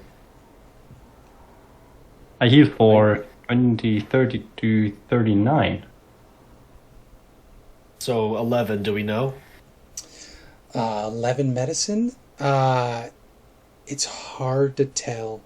They're cold. If they're alive, they're only barely alive. Can I do another check now that I don't have the Gothics around to distract me? Yeah, right. This will be the last one, though. Yeah. I've calmed myself. I use my inspiration on this. This is too pathetic to fail again. Yeah. There you go, 17. Oh, I did look it up. Inspiration is a D10. Ooh, Now. nice. Good to know. There we go, 20. Nice. It would have been funny if it rolled a 1 now and I failed It would again be because of it. That was supposed to be a GM roll. Can you? Oh, yeah, you can't see that. Good. What did Artisan We can see that. Constitution roll 13? We can't see that. I clicked GM roll. Ba-bum! Is it broken? So about this game not setting up sheets Yeah, properly, the sheet's right? broken. Interesting. Okay. So it would appear that Dragonbait is dead, but Artis is clinging to life. He's unconscious with 1 hit point. I'll cast Healing Hands on him. He gains 10 hit points. Okay. Well, we have another one that we want to bring back when we try to free souls. Yeah, so unfortunately Dragonbait died. His death saving throws didn't quite work out as well as Artis's did. Artis, you alright? He coughs, he shivers, and he says, no. Where? Is the ring safe? He touches his hand. You don't see a ring there, but he relaxes suddenly and says, yes, the ring is safe. But the rest, Good. the rest of my equipment, touches himself. The rest of his gear is gone. And as you look over at Dragonbait's gear is also missing. It looks like the ring was able to hide itself, but the rest of their gear was stolen. You're in the Tomb of the Nine Gods, but I presume you knew that. He snarls. He says, we were attacked. Night eggs. Yeah. There We you go. managed to... Yeah, we killed them. Good. They snuck up on us, unfortunately. We weren't quite prepared. Powerful spells. More than any spellcaster, more than any coven should be able to do. We're about to face the Sorcerer. Good. I suppose Dragonbait is in the Soulmonger. I will have you destroy it. And then we will have to find some other way to bring him back from the afterlife. We'll rest first.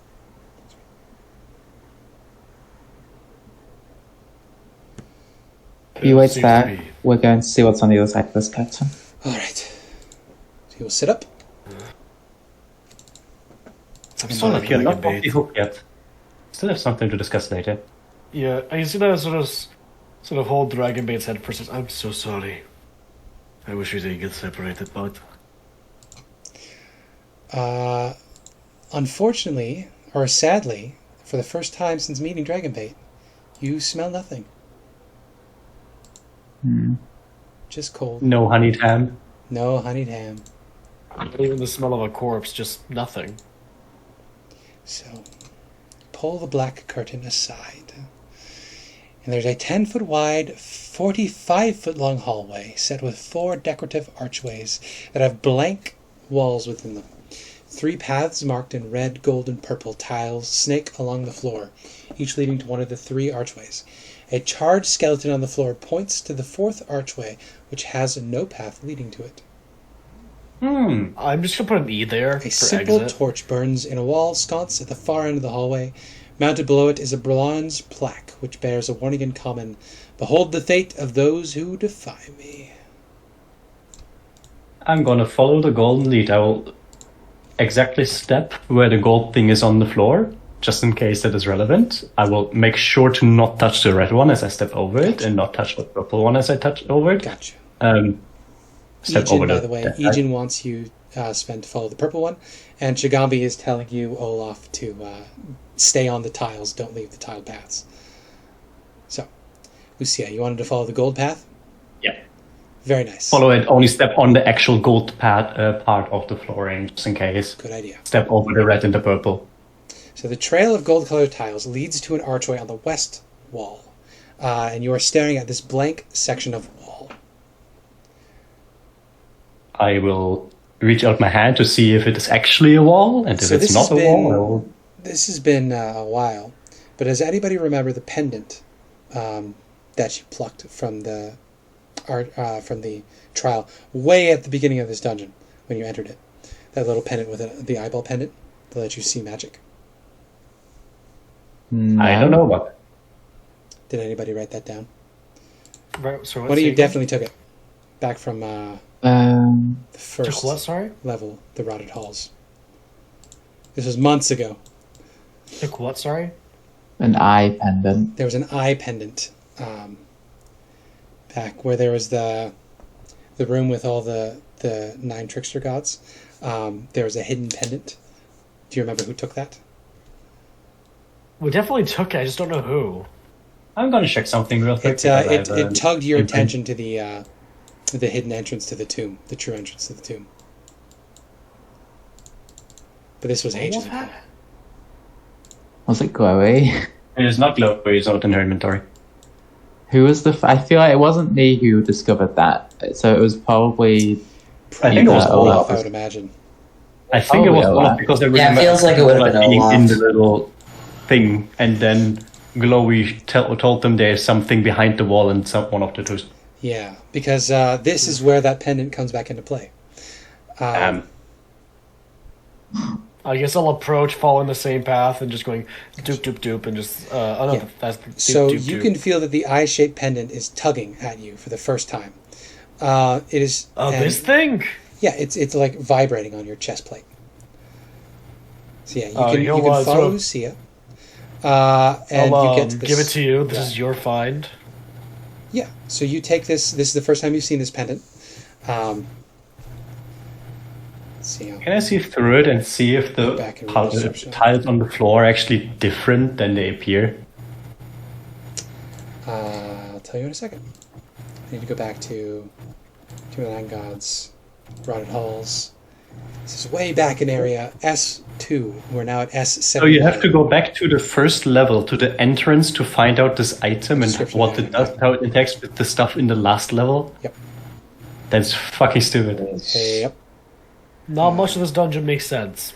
This one is written so ass. Not laid out well. Gallery of Tricksters treasure, golden-shaped pendant like an eye hanging from the Unk statue. It radiates an aura of divination magic worth 25 gold pieces. If you're wearing the pendant and you pass within certain areas, the pendant tugs you towards hidden entrances. So, Lucia, you... Oh, right. So that should have been coming into play a lot more. No, it's just the end. It's just this floor. None of the rest of the dungeon. Does it say hidden entrances as well? Only this area. It's the hidden entrance at the start of the tomb and the hidden entrances down here. That's so funny. Yep. So, Lucia, you're holding it, and you can feel that it's vibrating. There's very clearly, you get the sense there's a hidden door in front of you. Go figure. I'll try to figure out how to open it. So you just lay your hands on the door, and you begin to hear a sweet, dulcimer tones of some sort of music, and the wall sinks sinks backwards and then falls into the ground. And you can see that there's a hallway beyond this door. Mm-hmm. I'll reveal the hallway to you.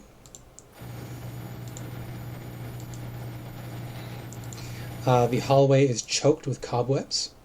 And again, you hear that sweet dulcimer sounds of music coming from beyond. It sounds like something you'd hear from a music box. Oh, is this a library? Up in the library. Ooh. So, as you step into the hallway, the music gets a little louder as you're approaching. And then, eventually, you peer into the room beyond, which I'll reveal to you now. Move forward no farther, as I highlight to reveal the area with this great darkness tool. No notes. Weirdly shaped room. Weirdly shaped room. So, soft dulcimer music fills this room, the walls of which are painted the color of dried blood. Bookcases are draped with cobwebs and dust lining the walls, standing 4 deep in the middle of the room. There are hundreds of leather-bound tomes weighing down the sagging shelves. One end of the room, a small study, contains a padded leather chair and a footstool, as well as a small table, along with 3 corpses dangling upside down from shackles and chains bolted to the ceiling near the north wall. A lantern-shaped device resting atop the table appears to be the source of the music. There's an old man lying asleep in the chair, his horn-rimmed spectacles slipping down to the end of his nose. Olaf? It is an old man. It's probably an Olaf in disguise, given the information we were given by the hags. What was the specific wording of the Gothic about the gold path? Was it treasure? No, purple is the treasure. What was the question gold about is the gold nothing path? No, the purple path was the answer to that, for treasure. The gold path was just something good. Yeah, something that'll help you down here. Because Lucia asked, is there anything else up ahead that will help us on this level of the dungeon or something like that? And he said the gold path is the way to go.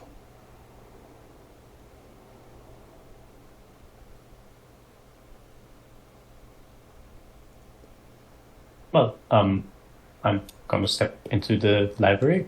Very nice. You hear the soft snoring accompanying the music box lantern. Do the hanging bodies seem at all familiar?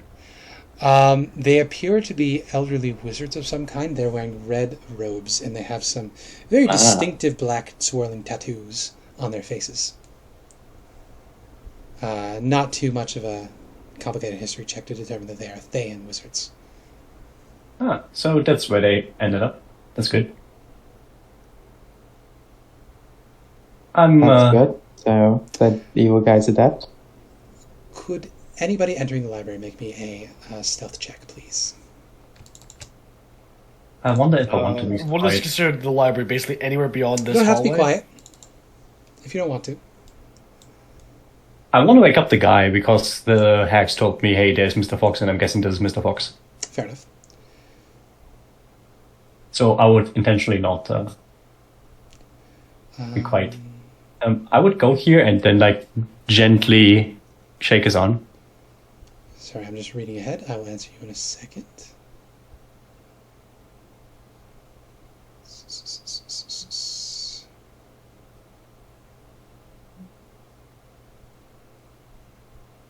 I I read this months and months ago, so I don't exactly remember what I'm looking at.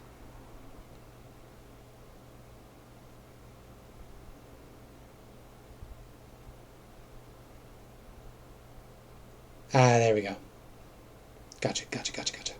So yes, you can absolutely approach this this sleeping man. You touch his shoulder? His arm. His arm, yeah. The old man stares at you and he says, "Oh, why are you disturbing me? Who are you?" He pushes his spectacles up on his nose. Excuse me. We are, looking for Mr. Fox. That is supposed to be... Well, that would be me, of course.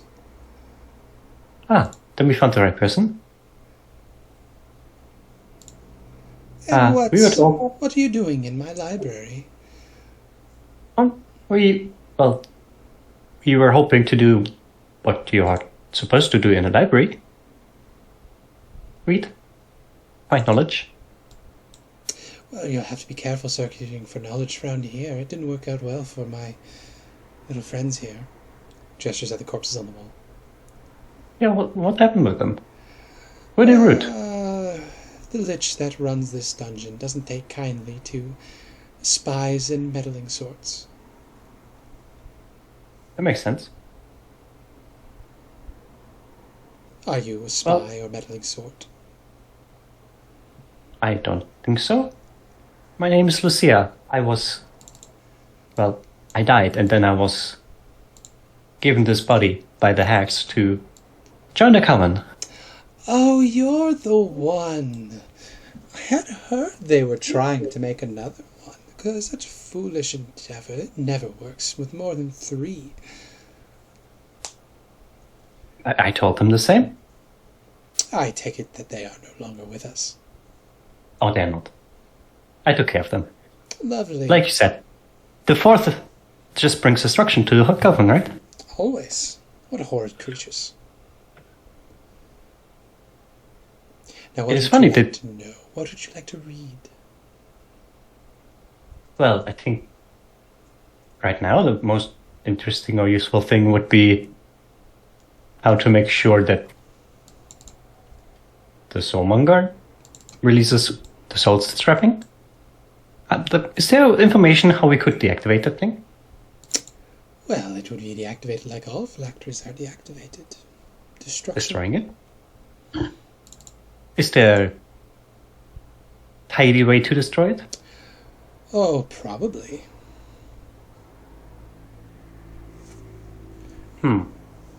All such things have ways of destroying it built in. Such is the way with high-level magics. You can imprison godlike creatures, but there is always a clause built in to let it escape. This is the same with phylacteries. Oh, so there's a way built into the thing to destroy it? Such is the way of all high-level magics. Oh. Though I understand Radiant would do the trick for most unholy things. Taps his long nose. That makes sense. Why did Ancestral decide to let that very important thing hover over a pit of lava? Wouldn't, if someone decided to throw it into the lava, wouldn't it destroy it? Oh, much like the weakness built into phylacteries themselves. Such creatures are always their own undoing in the end. Happens time and time again. It does make sense. Flair for the dramatic. Little self-destructive. I've read somewhere that they see themselves as so superior that they basically bring their own doom, similar to how the Hex brought their own doom. Precisely. Many creatures of evil disposition are unintelligent and irrational in this way. Might be convenient, isn't it? Quite. It's almost like the world is set up for the good people to win in the end. It would seem so, wouldn't it?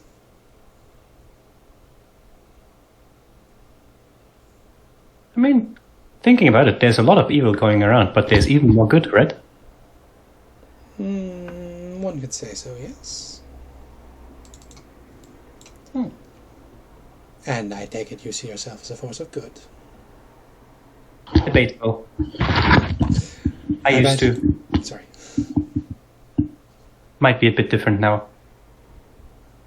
I'm trying to do the right thing, at least. How very interesting. He smiles. Things I've done. There's a foxy nature to that grin. Thinking about what I've done in recent days, I don't think they could be considered good in any way, even if they are meant to be righteous. I don't think killing anyone is ever a good thing to do. No. But I've come to terms with it. That there's some things, some creatures, some beings that should not be allowed to live. For the good of others. The Hex, for example, if they were let to be, they would just do the next horrendous thing, like they did here. So instead you sent them to an afterlife, where they can go to their eternal reward, in an outer plane that fits their nature. Very just. Exactly. They go home to a reward.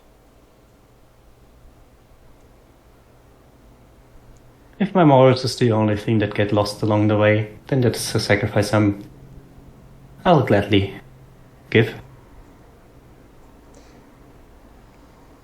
Very noble. I would imagine that Elspeth is rolling her eyes in the hallway. More pontificating. Olaf, are you doing anything? Hello? Oh, he's searching for spell scrolls for... What was it? Spells that revive? Like revivify it like? Yes. Clerical spells. And then he will give you a Dewey Decimal System location for clerical spells. I also would need necromancy and druidic spells. Well, necromancy is such and such shelf. Wisdom-based spellcasting will be in such and such spell. Now I must ask you, why are you looking for 3 spells in particular from 3 different types of casting? Also, Sven, are you up in the library? Would you be interested in the concept of reversing the soulmonger? Reversing the soulmonger? Now, why ever would I do something like that? Well, you wouldn't, but would you be opposed to it? I would think so, yes. Do you know what that is for? For bringing about the end times? In and after a fashion, yes. There are quite a few end-time predictions that involve the returning of the dead and the disruption of the cycle of the afterlife. But really, it's justice. It is here to return justice to the multiverse. We were just talking about that, weren't we, girl? He looks up at Lucia. How does that thing, the unborn god, how would that bring justice back to the world? Well, just imagine. There is a person out there who does horrendous murder and enjoys it too. Kills children, chops them up into little bits, gets a nice little sexual thrill from it. That person dies. Perhaps horribly, perhaps by natural causes. And then what happens? His soul floats out into the ethereal, waiting for some avatar of death to grab them, and Kalemvor gets to ferry them off to their part of the outer planes. Then maybe he ends up in the hells as a lemur and gets to fight his way up, enjoying that sexual thrill and violence through all the tears of the 9 hells for the rest of time. Or if he's more of a chaotic bend, he goes down into the abyss. Then he gets to engage in wanton destruction and joy forever. Does that seem very just? That someone can do evil their whole life and then continue doing so in the afterlife? Or consider someone who does nothing but good, or who dies as an innocent. They get siphoned up, ferried by Kalemvor off to some upper plane where they live in perpetual bliss, but having no real texture to their lives. Not very fair, if you ask me. And then the gods themselves. What sort of justice can there be where power is involved? I mean, they get to come along and meddle in the affairs of mortals whenever they so please. There's a vested interest, is there not, in God's ferrying followers of one sort or another. If more souls die and get sucked up into their part of the upper planes, well then, more power to that God. Our little mission here is to fix things. But the system might be broken, but what gives you the right to decide for everyone? I am not deciding anything. I am returning that choice to you. To give your life meaning and value again, so that you may find your own meaning. How? I don't like the gods any more than you do, but you can't just eat people, just deletes them forever because you think what they're going to be doing doesn't have meaning. It doesn't have meaning. I mean, where is the meaning in something that never ends? You never have a chance to miss it. Never has a chance to have any meaning whatsoever. Our lives are meant to be finite. Our experiences only matter because they are finite. Extending off into eternity may seem nice, may give you a sense of satisfaction, but really, none of you has to be here. If you really believed that, then you'd believe that Sorcerer actually killed himself. Eventually, yes. There are prophecies about one remaining after all. The shadow that was. But we do not need to invoke his name. Tutor of the Whispered One. If you break the cycle, right now the souls of the dead are used as fuel for the god of death. But what comes after? What happens with the souls of people that die when they meet the finite state? What happens with them then? Lucia, why are you even considering this? My brother's in there, your mother's there. It's mean killing them. He looks at you, Lucia, and hones in. He's like, this is the person. He's like, well, you would simply cease to be. That's the trick. That's the rub. You have a life. One life. One shot. One opportunity. One opportunity. Gotta lose Can yourself. I logic this for a second? Is there a finite... If their plan goes off, is there a finite extent to which the universe That is what I'm trying to ask him as well. Would the universe give basically... me an insight check. No, Arcana, okay. Yeah, this is affecting this creature's truthfulness. 21. Yeah. That's not an advantage, but it was the first thing I rolled. 21. That beats the 19 deception check for passive deception. He's not lying, but he's not telling the whole truth. Yeah. Obviously. This would have catastrophic rolling effects. This is not just one life and done. This is the underlying physics of existence is end. This is essentially it would be dissipating eddies. Yeah. Eventually the universe would dissipate into nothingness. Suicide for everything. As would souls. This is reintroducing entropy, which this creature views as a good thing. But in the way that the world works now, entropy is forestalled by the gods. Which I guess he would say as much. He says, entropy, the dissolution of things and the moving apart of things and the loss of energy, it's a natural and good thing. The heat-death of reality is inevitable and good. The gods forestall this process. The afterlife forestalls this process.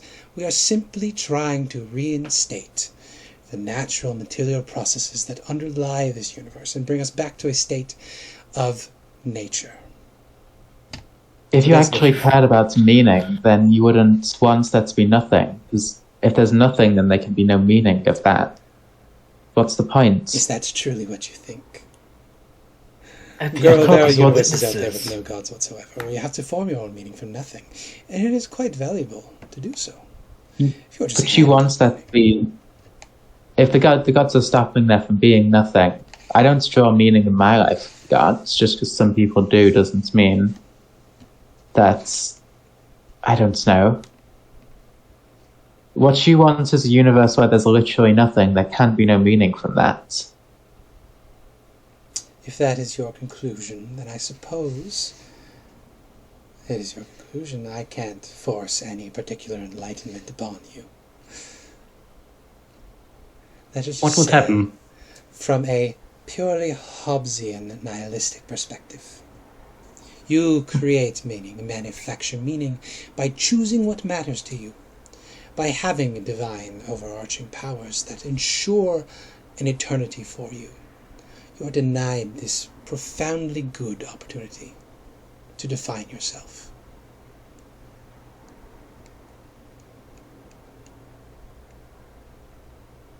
I don't care about all this academic mumbo-jumbo. I'm going to be waiting outside until you guys tell me we're killing this thing. Elspeth, as soon as you walk around the corner, you hear the music has turned down since they started talking. So as you're leaving, you hear there's this, like, slurping sound, almost. It sounds like footsteps in mud, coming from this direction.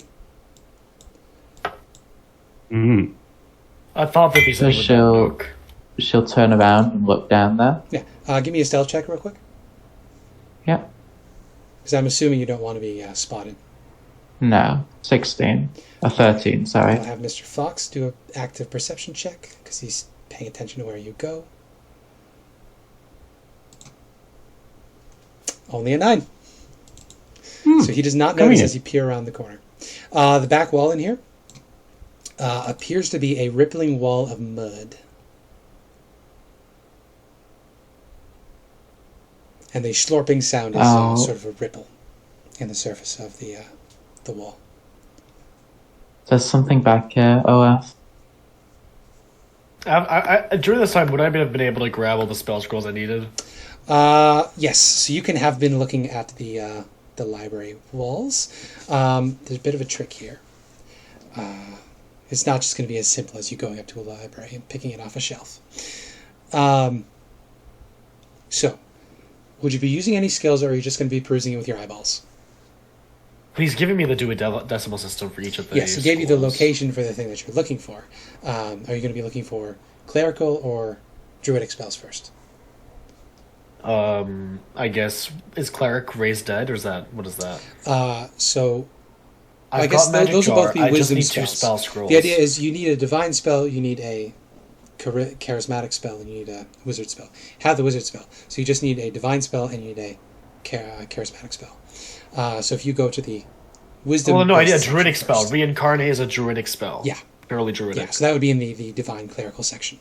Oh, really? Okay. Yeah, because true resurrection would be the bard, the charisma part of it.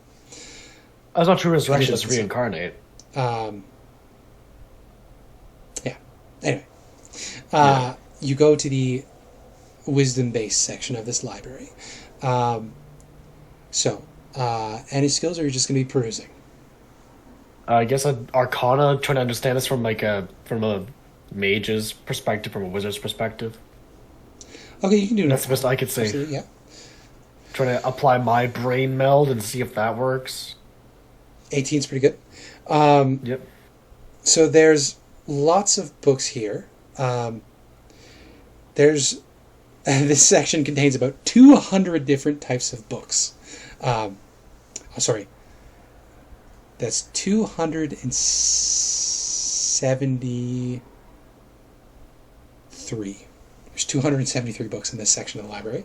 So you're gonna have to skim through. Is there the amount of cleric spells? Yeah. God damn. I don't want this to take too long because I want to address what. Fair enough. 18 is pretty solid, so I'm going to say that you find them relatively quickly. Yeah. So you get just 2 first level spells. off of the Druid list, because that's specifically what you're looking at. So let's say you get a scroll of Entangle. And these are spell scrolls. Right. You get a spell of Entangle. And you get a spell scroll of... maybe it's mislabeled Fabricate. It's in the wrong section of the dungeon. Right, so I'm not able to get the spell scrolls I want, though. The last one, though. Yeah. You pull it out. It is a book titled X, the Mystic's Arcane Grimoire.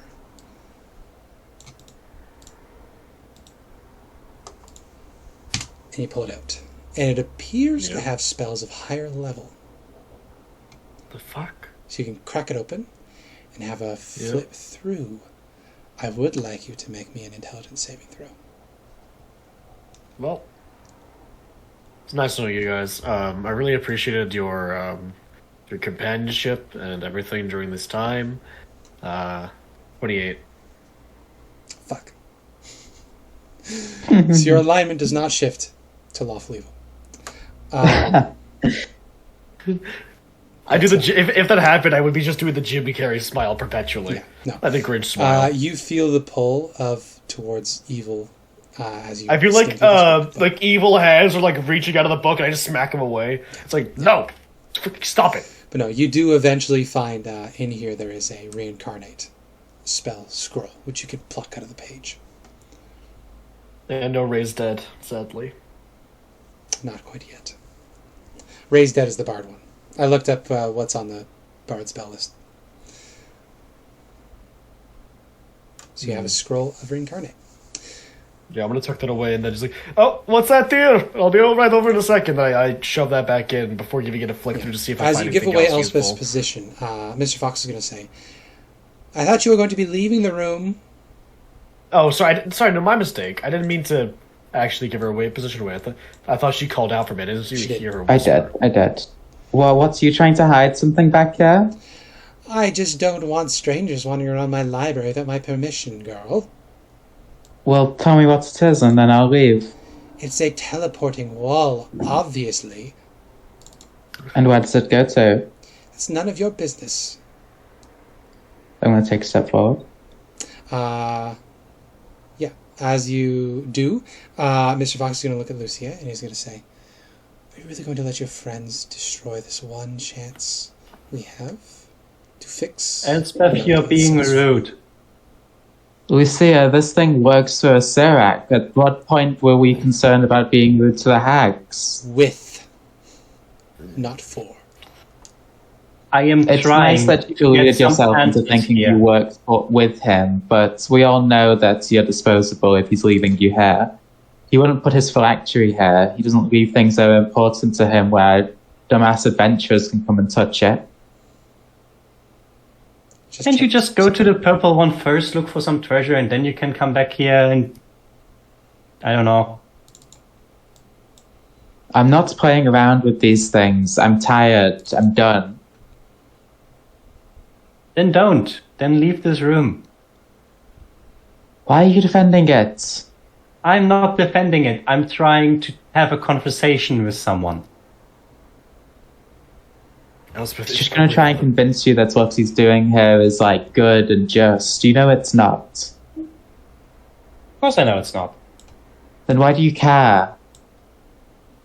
Because I am trying to not just be a murderous person running around, killing everything in my sight that disagrees with what I perceive to be right. I want to try to understand their point. Doing. That's what this thing would do to you. There is no points that they can make. They're all mad. They want there to be nothing. Does he deserve death just because he is here? Yes. I haven't killed anyone. I doubt that.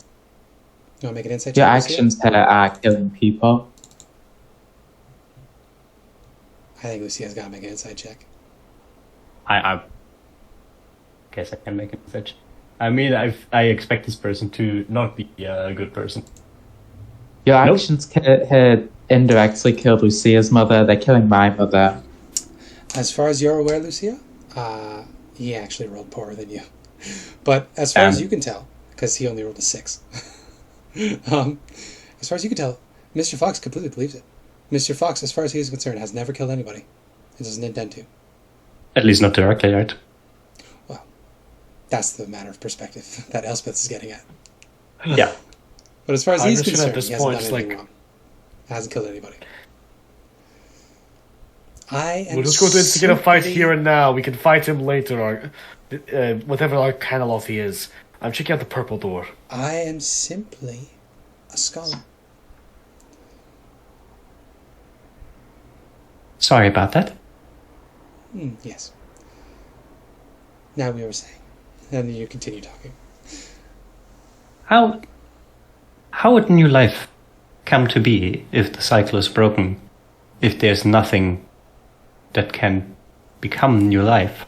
Well, there would be no soul. I've heard from my mother before that there was a world that was cut off from the cycle, and when there was more people born, they were just soulless husks, not real people.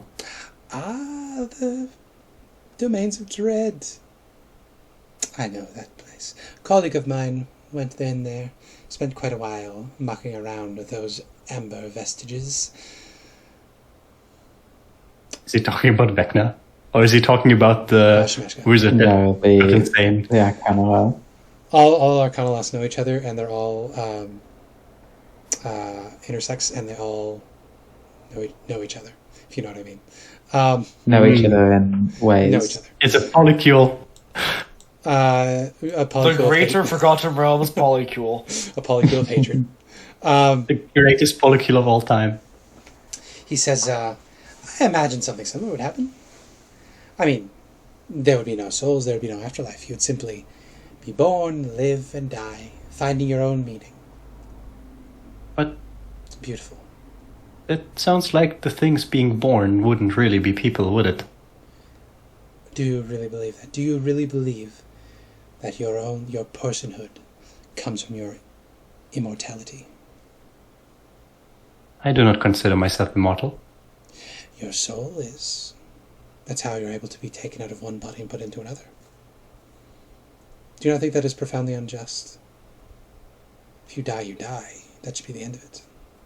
Now, funny that you mention that, because I have a theory about that. I think my mother told me that her kind, their souls were not owned by anyone. And a lot of people used that to make them into sources of energy. I think that the soul is actually two parts.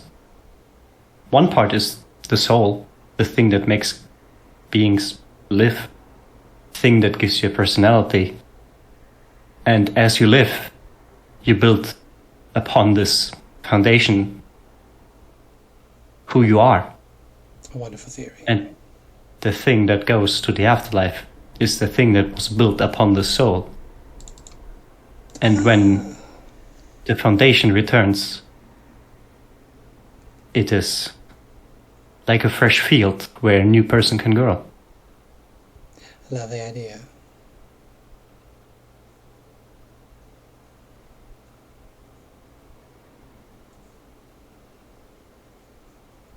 You take that away.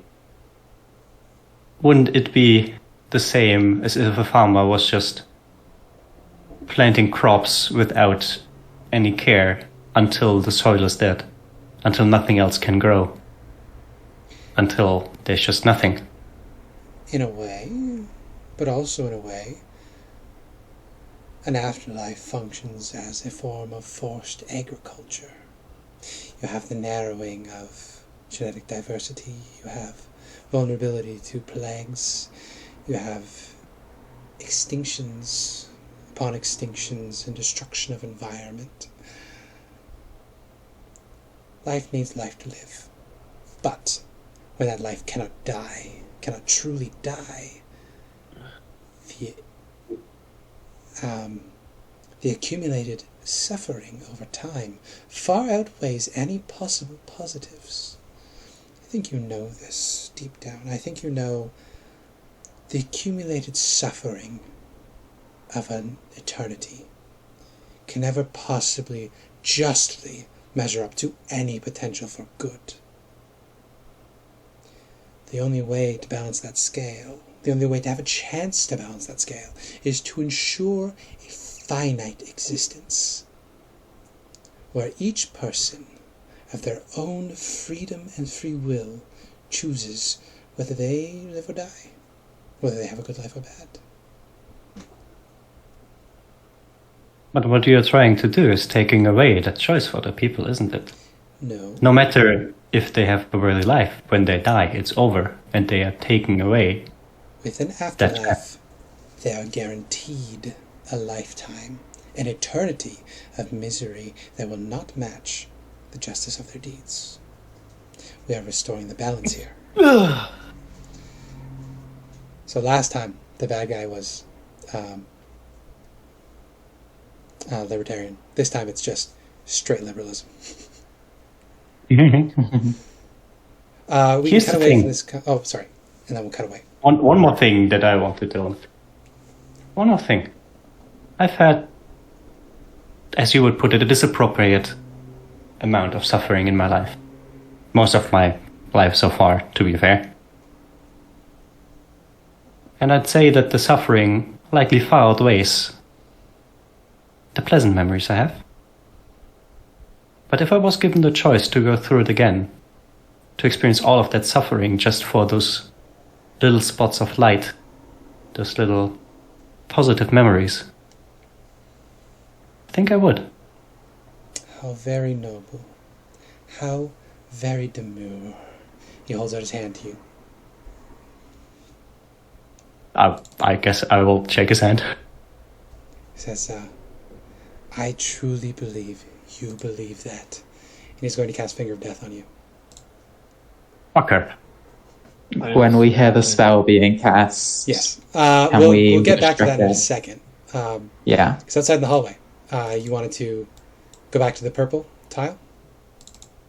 Yeah. I'm gonna probably say he's talking in fucking circles. Everything he's saying is bullshit. That's how the life works right now. When people die, their souls eventually become just pure energy, and they are reborn as new people with new personalities.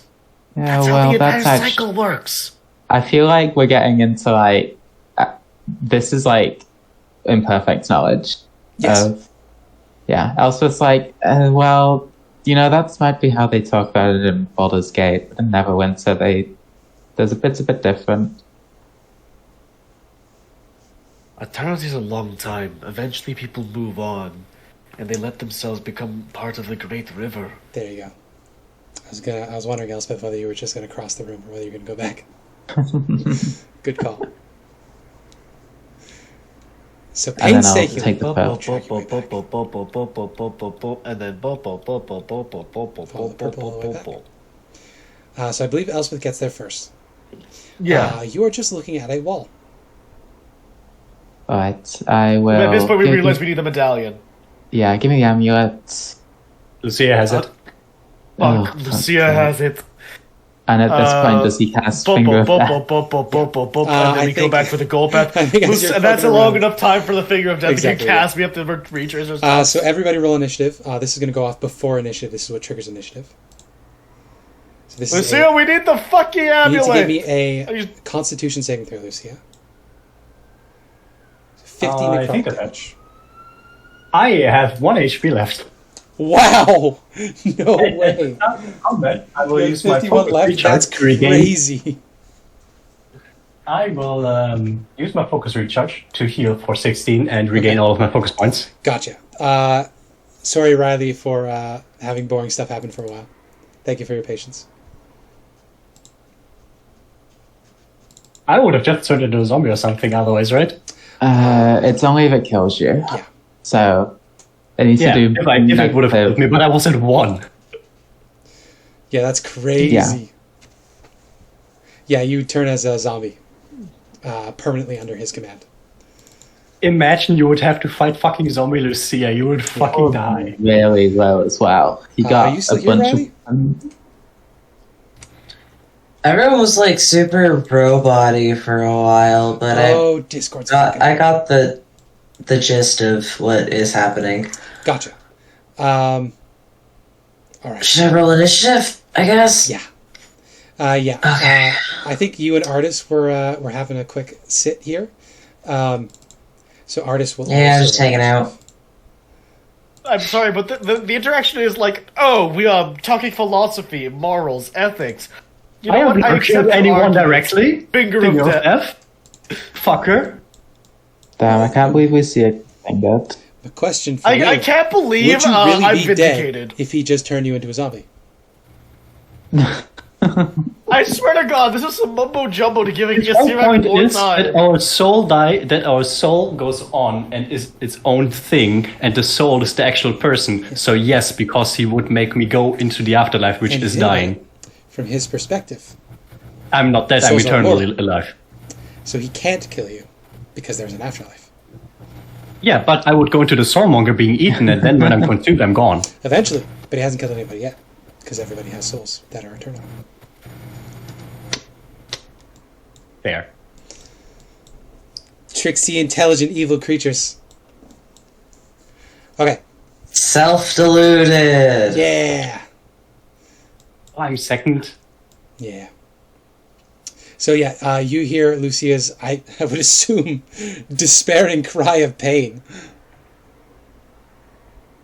I wonder. I think she's just so used to it. She's like, You know what? You like? You try to like make a moral argument against your like friends, and you're siding with the enemy, and they're like, you know what? I accept your argument. Figure of death.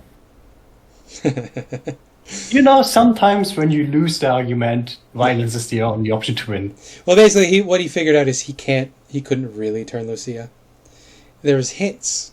She was sympathetic, but she has too much of an attachment to the value of life. So, not quite there.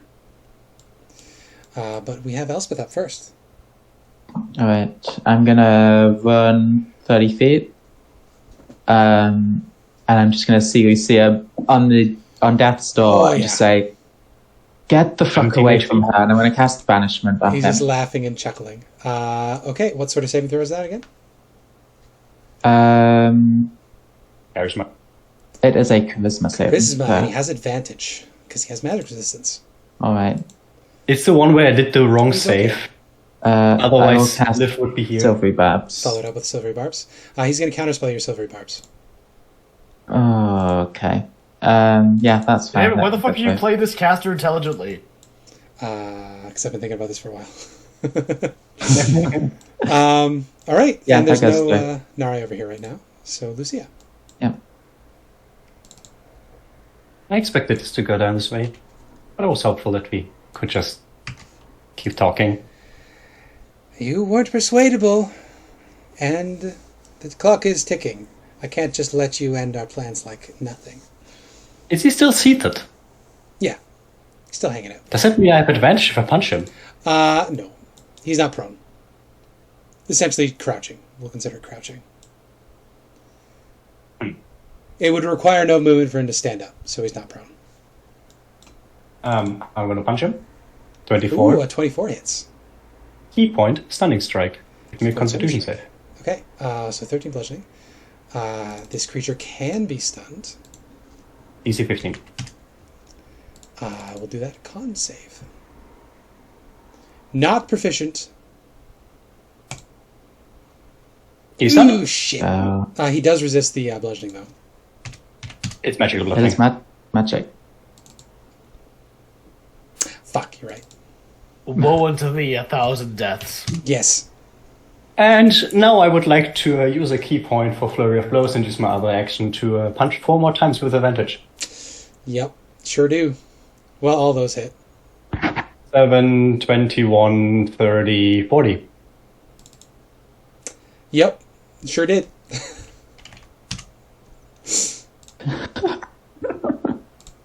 Oh, stunning. I can see Spencer. This is the disappointment I can feel as a DM when a fight just. This is why you have to play them intelligently, because Yeah. monks. If he did 1 more HP or I healed 1 less HP before, phew. Also, You know I what kind of want to sucks? see a TTRPG. His 8th level spell is Mind Blank, which would have no effect on this. Yeah. Yeah, Because this is a key thing, not a spell. they do. Oh, yeah. The other things that stun you are usually psychic damage, and then you're stunned. So that he would be safe from. But no. Well, I'm going to murder him now. Yeah. Well, you did 40 damage, so you did pretty good. And he's stunned. And he's stunned. So his turn passes. Sven's turn.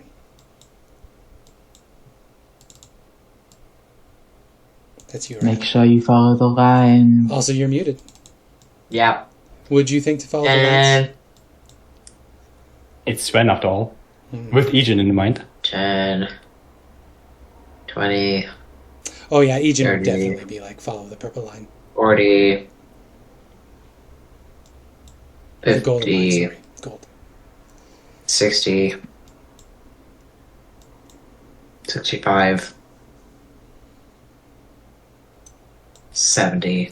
Double speed to get through Olaf's space. Yeah, no, alright, 65, 75, 80. Ah, very nice. So you can't quite get a beat on him. Artist. Gonder! Get over here!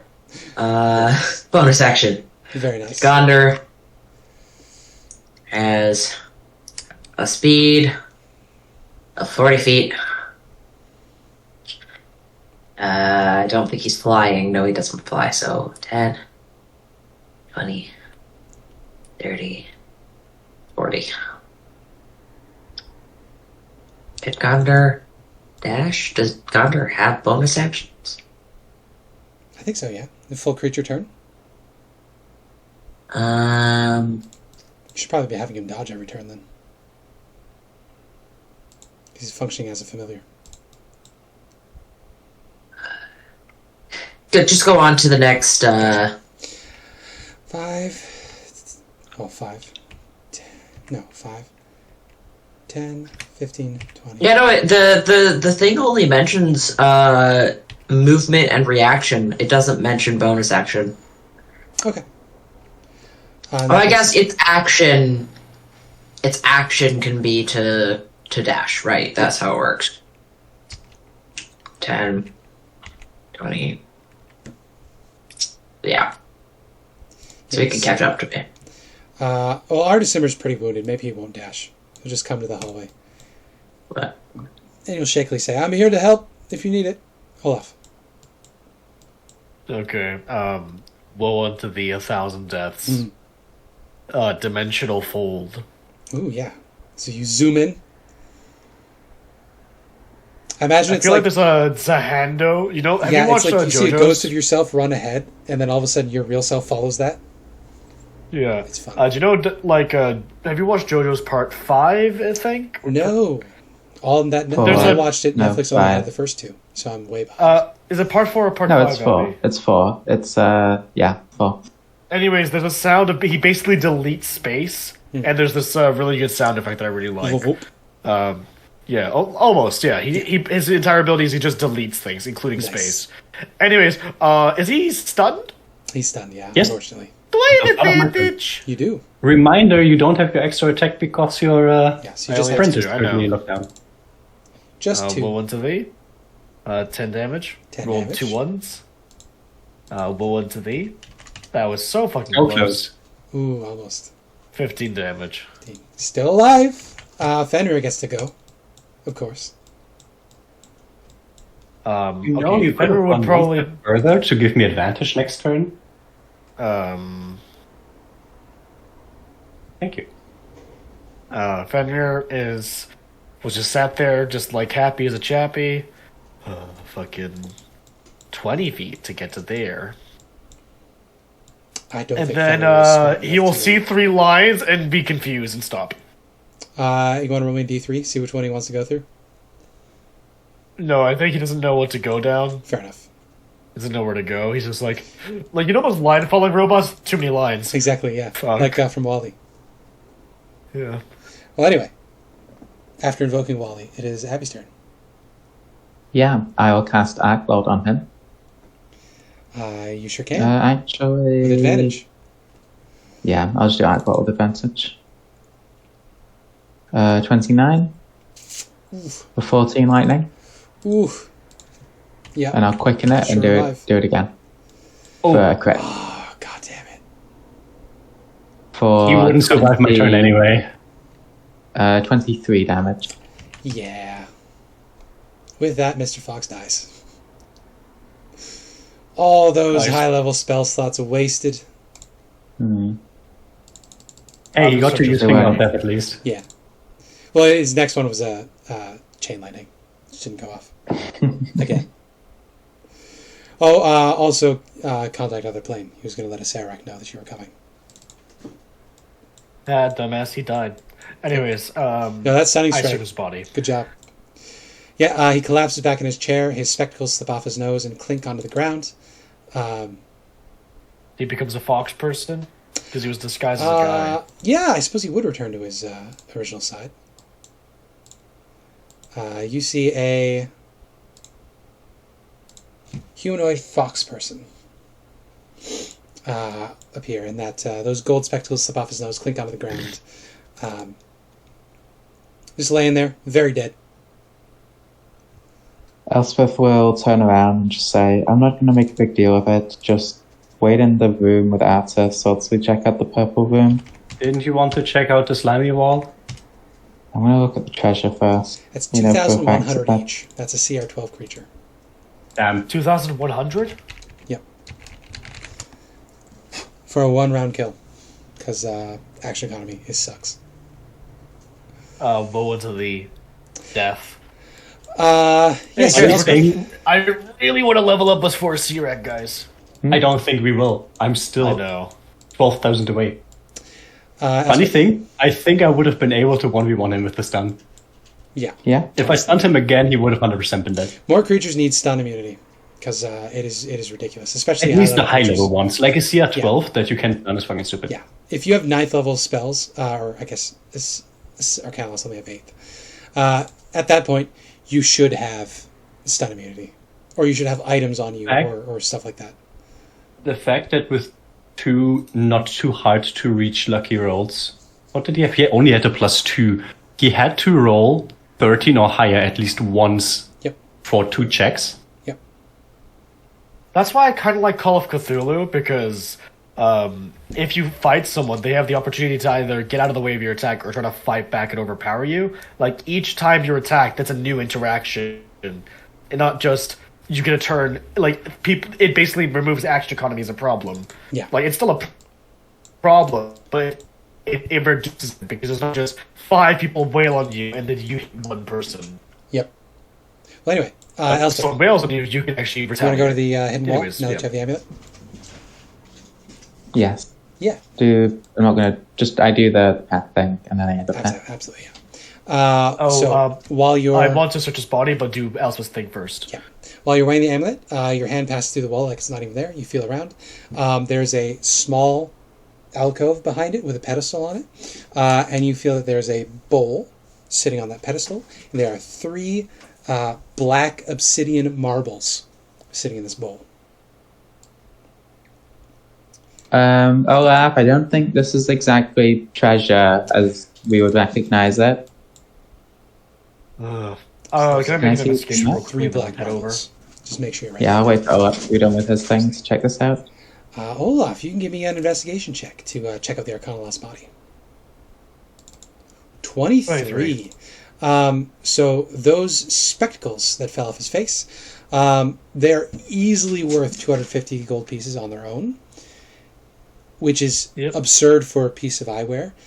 They don't seem to be magical, but they're probably a spell component. Would you give me a Arcana check? Also 23. I think that's good enough. So there's a very high level spell called Plane Shift. To be able to plane shift successfully, you usually need some sort of tuning fork to get to the place where you want to go. These glasses would be a tuning fork. These are tuning forks? For they function as a tuning fork for Mr. Fox's plane shift. So this would be how you would get to his private library. You would just need the ability to cast plane shift use the glasses, go to his personal lair. So he's made a demi-plane of his own library. Yeah. Like, basically. That's amazing. That's awesome. That's awesome news. I tuck those, like, you know, like when someone tucks glasses into their shirt, so like they're vertical? Yeah. Olaf just does that for now. I'll see if he finds anything else in the body, maybe Absolutely. some scrolls or...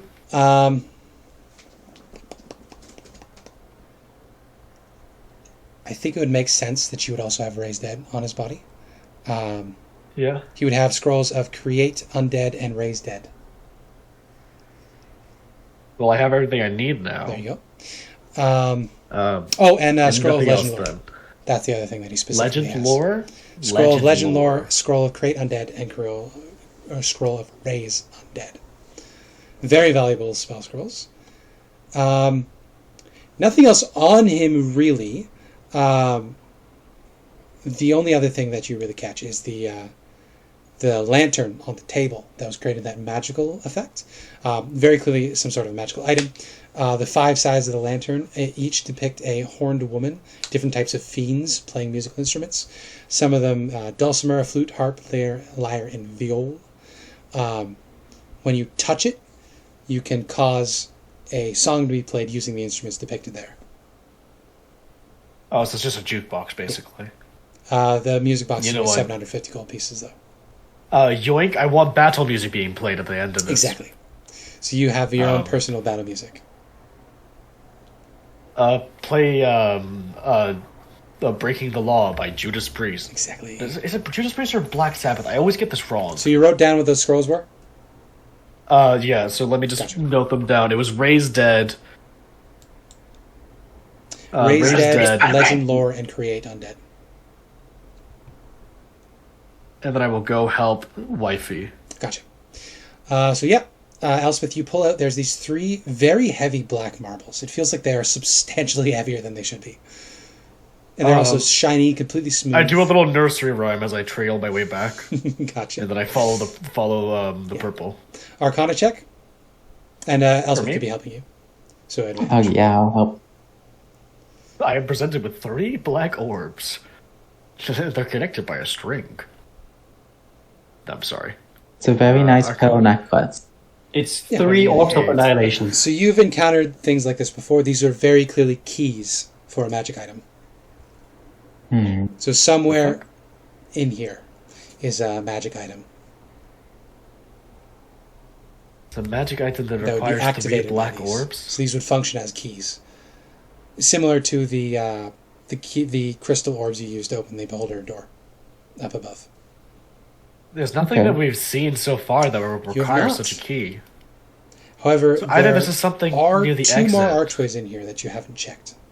Or alcoves, I should say. One is death and one is the exit. Yep. I think it's the exit. Probably. I think it's probably just the exit. I do not want to risk the death door. And I feel like we might need to see an invisible line on the floor to follow for the exit. Yeah. Because it's not just going to be, oh no, this one doesn't have a line, right? That's too simple.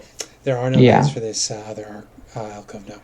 But there is a corpse on the ground pointing to it. Why don't we try heading through the mud door? Right. Yeah, if it was something bad, he would have just let us walk through. Yeah. Maybe that is the exit, honestly. I'll take Elspeth by the hand and lead her through. Nice! There's a shalorping sound. Now the question is, where do you go? How much damage do you... I think it's just over here. So with that slurping sound, you emerge from a wall behind that archway. Oh. Which I am highlighting right now. Uh-huh. So you see a pool of jet black ooze glistening inside a silent chamber whose walls are decorated with relief carvings depicting black stars. And you can see curling amongst those stars is the ever-present image of the constellation of Dendar the Night Serpent. Oh. Are there 3 stars? Well, it's a constellation. It's a proper and you could very clearly see the belt of Dendar the Night Serpent. It's similar to how if you look up in a clear night sky here, you see the Milky Way. that's the sort of a constellation we're talking about here. It's just, you know. They said something else about the Dendar. door. They gave us a further clue about the door. Let me just find it. Like, a black thing opens the way, and then there's a thing about a portal. They mentioned a portal. They said mind the bones. They said more than that, I feel like. Does ask Gondor what she thinks of that? She says, this looks like a teleporter. You've encountered lots of those down here. The pool is reminiscent of the thing that Glowy got pulled through up on the second floor. Yeah. Do we think this is maybe where she ended up? This is the way out, isn't it? I would assume so. I don't know why he would not want us to leave, though. Surely, if he wants us to stop the Atrophal, sorry, if he doesn't want us to stop the Atrophal, then he would willingly let us go here in case we accidentally fell in.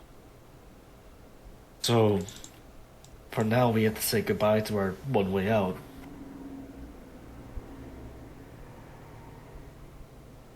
There is only one way. Olaf closes his eyes and sort of like thinks again. There's only one way to leave the dungeon. The ebon pool, charred bones point the way. Red trail leads to death. Silent partner can tell you more. Mr. Fox. Who's that? In a hidden library further along. Silent partner. Was that Mr. Threadneedle? No, that was Mr. Fox. You know that already. Oh, he's a silent partner, Mr. Fox. Okay, that's fine. Yeah, because he's not involved in the rest of the dungeon. He's just hanging out here. Right, so that's a... I guess we've got to kill a god of death. Yeah, let's go back and help them now. Yeah, there's nothing else for us here. We can scrounge all the spell scrolls we want, but the final way out is through it.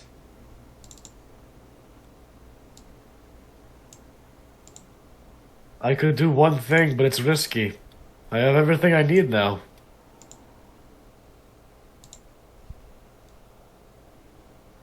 If you're willing to hear me out.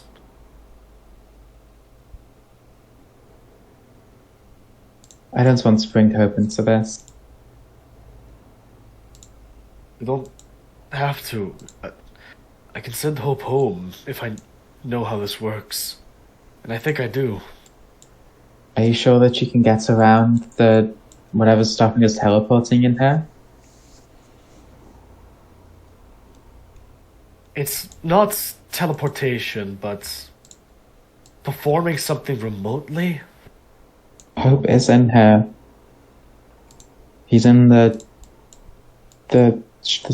hut. You do know as well that... oh no, you left Hope with at Ashara's place in Kirsabal. Oh, did... Lucia's in the hut. But you do know that scrying specifically is prohibited within the tomb. Because you can't peer in or out. So, no, you're right. The only way we could do this, if we bring back everyone here. Look, let's just wait. It will be easier once they're out anyway. Right. It's just that becomes much harder with all the souls dispersed to wherever they go now.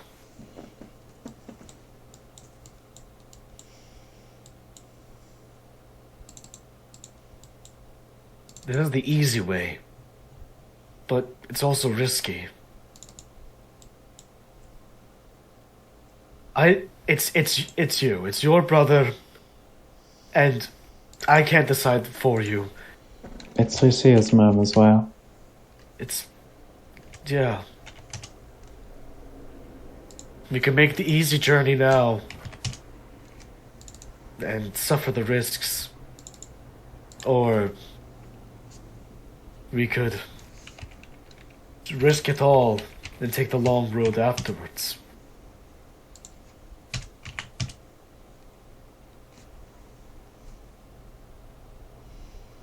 I don't have a stake in this. I haven't lost anyone. I don't know if I achieved what I wanted to by coming to this island, but I gained so much more, and I don't want to lose that. And if we can get people to help us, adventurers of times past or whoever that has ended up in the Soulmonger, we could have a fighting chance. I don't know how to kill or even fight back against an Archlich. I barely understand the cosmos as it is. You feel a little needling in your brain. She says, if you want to be ambitious, I suppose we could try to reach out to the afterlife, and not just the Soulmonger. You harder. Shut it right now, okay? I know they could do that. Olaf's having a bit of a moment where he's just sort of shouting out loud. Is this is this the hag doing this? Trying to get you to... She wants her body back, but she knows. I know that if we fail, she's fucked. If she gets sent off into the ether, she's fucked. She doesn't come back. The best I can do is put her in a mortal body. She'll still have her knowledge, but she won't be as much of a harm as a hag. If bringing Hope back now means the hag also comes back, then I'm not going to... I don't want you to do that. It's not worth it. All of the other people that are in there... I'm basically... Olaf is more convinced than I am at this point, by the way. Yep. Why exactly did you make a deal with the hag, and why do you now try to listen to her? I'm not trying to listen to her. She knows things. I know she knows things. Everything she's saying is sound from a magical arcane perspective. It's just that when she was using these learned truths, it was for her own nefarious purpose. But she's actually come to me with a bit of desperation. I can sense it. She doesn't want to die forever. You don't make deals with hags. We see, I didn't want to hear anything from you after what had happened. The deal was, the moment this is over, she gets spirited off away from us forever, and she does not fuck with us. That was the deal. But if she gets spirited off, she could just dissipate into the ether and go off to the afterlife. She doesn't want that. There's a new clause is being added where she is given back a body, and we bring back people to help us. I have the components. I know what to do, but I don't want to do this without your... Right. How long has it been since Hope died? It's been more than 10 days, right? Yeah, just making sure. And what exactly do you need her for? The hag? Yeah. Just to specify. This is the... Yeah. Olaf would know what you're saying, but just to specify. Oh, so pardon me, expert. There are seams in the weave that don't make sense to anyone else but me at this point. Stitches and threads that could tear apart the whole tapestry or control it. I can see them and I can touch them. So, I think I could do this, but if you don't want me to, I won't. I don't want to deal with her again. Well, the original deal stands then, Nanny. When this is over, you are gone. She just chuckles. She says, you're a little bitch boy, aren't you? Gonna let her tell you what's what. Gonna let your friend's mother stay dead. Gonna let your brother-in-law stay dead. No, because I think without you, we've all the more chance to become gods ourselves. Oh, become hubris. Arbiters of our own fate. Adorable. I don't care for hubris. I call it ambition. Should have listened to that Arcanoloth. What did the Arcanoloth say? Sorry? Oh, she just said that. You should have listened to that Arcanoloth. Oh yeah, because he was like, become gods of your own right, blah, blah, blah. They only care. Masters of your own fate. Yeah. We don't need to become gods to become masters of our own fate. But we can do better. What does Sven think? if anything? No thoughts, head empty. Fair enough. So, all this stuff about eternal souls is a bit beyond them. Yeah, fair. If it's alright, I kind of like the idea of wrapping spell scrolls around the Moonlight for narrative purposes, the Moonlight Greatsword. Sure. To, like, sort of accumulate its power. What I will say is... only for narrative purposes. I had a thought for how this would work. If you're not using Nanny Poo Poo's help and you want to try to bring people back from the dead, that's going to be a lot harder. With Nanny Poo Poo's help, the DC for the check is be significantly lower. So, you have opted not to use her help. You can still try to do it on your own, despite what Elspeth said. It's a character choice you get to make. I think that it would be disrespectful. Fair enough. I think that at this point, we need to be masters of our own fate. And keep in mind, you could try to bring your friends back as well, through the same process.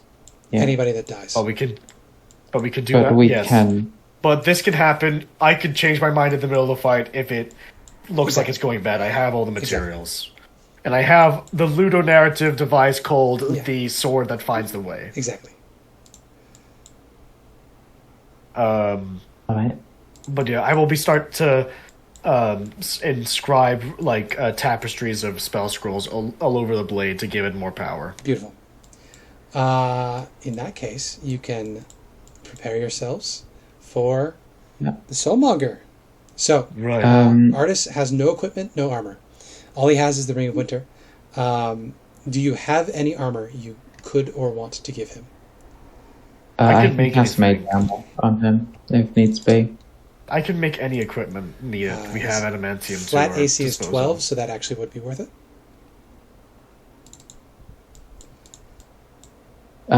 Let's get back to over here. Mark Sandmaking cast Remove Curse on Olaf to get rid of this thing, and then we can take a short rest and she gets her spell slots back. Very good.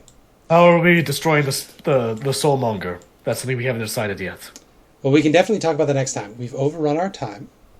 That's okay. Damn. I really wanted to do at least the first quarter of the fight. With damn. Soulmonger fight, and then probably a Sayrak will show up. Thank you for playing. Thank you for listening to me pontificate poorly philosophical arguments that I don't fully understand myself. Just thank you in general. You guys are wonderful. I'm very grateful that you're in my life. You know what? I'm going to throw a curveball at Elspeth. Olaf's making a mental note again. Wait, Elspeth, do you want kids? Look, why is this? This is not the time to be asking that. I'm making a mental note, and it's very reliant on you wanting kids or not. I don't know. I don't. You already have me. Would you be willing to man a trans-dimensional time-traveling artillery barrage? That sounds more up my alley. Nare looks up at Zaka and she says, "It's wild that he would just declare they're going to cream pie themselves over and over again." Shut up! Shut up! Shut up, child! I will throw you into the lava like a fucking ring! She is a queen, she's grown up. I mean, if you want to raw dog it, you don't have to announce to everybody. We can adopt, you fucking... We've shared Anyways. a hut. The point being is that I have Conjure Barrage, and I wanted... The narrative way I want to do that is he's just opening a time portal to his kids just operating in a fucking mortar an artillery battery. Child labor, cool. Child labor. I love it. Yeah, cool. Best labor. All right. Either work for free or there's just they have a really long notebook full of dates and coordinates. And it's okay, we're sending this back to 1972. All right. Well, I love that flavoring. It's great. We'll figure that out next time for flavor. We'll also strategize next time. So next time is going to be our big boss fight. Thank you for playing. Thank you for suffering through my illiteracy and issues. It would be crazy if we finish next week, because the week after that, I think we are off. And it would be perfect. Basically, yeah. Yes. Oh my god, they're actually doing Innistrad Remastered. I have a thing. Abby, they're actually doing Innistrad Remastered. Ooh. Oh, fuck yeah. Okay. Well, Yeah, they're reprinting Edgar Markov. nice. Yay! Yes. With that note, see you later, and thanks. Goodbye, Bye. world.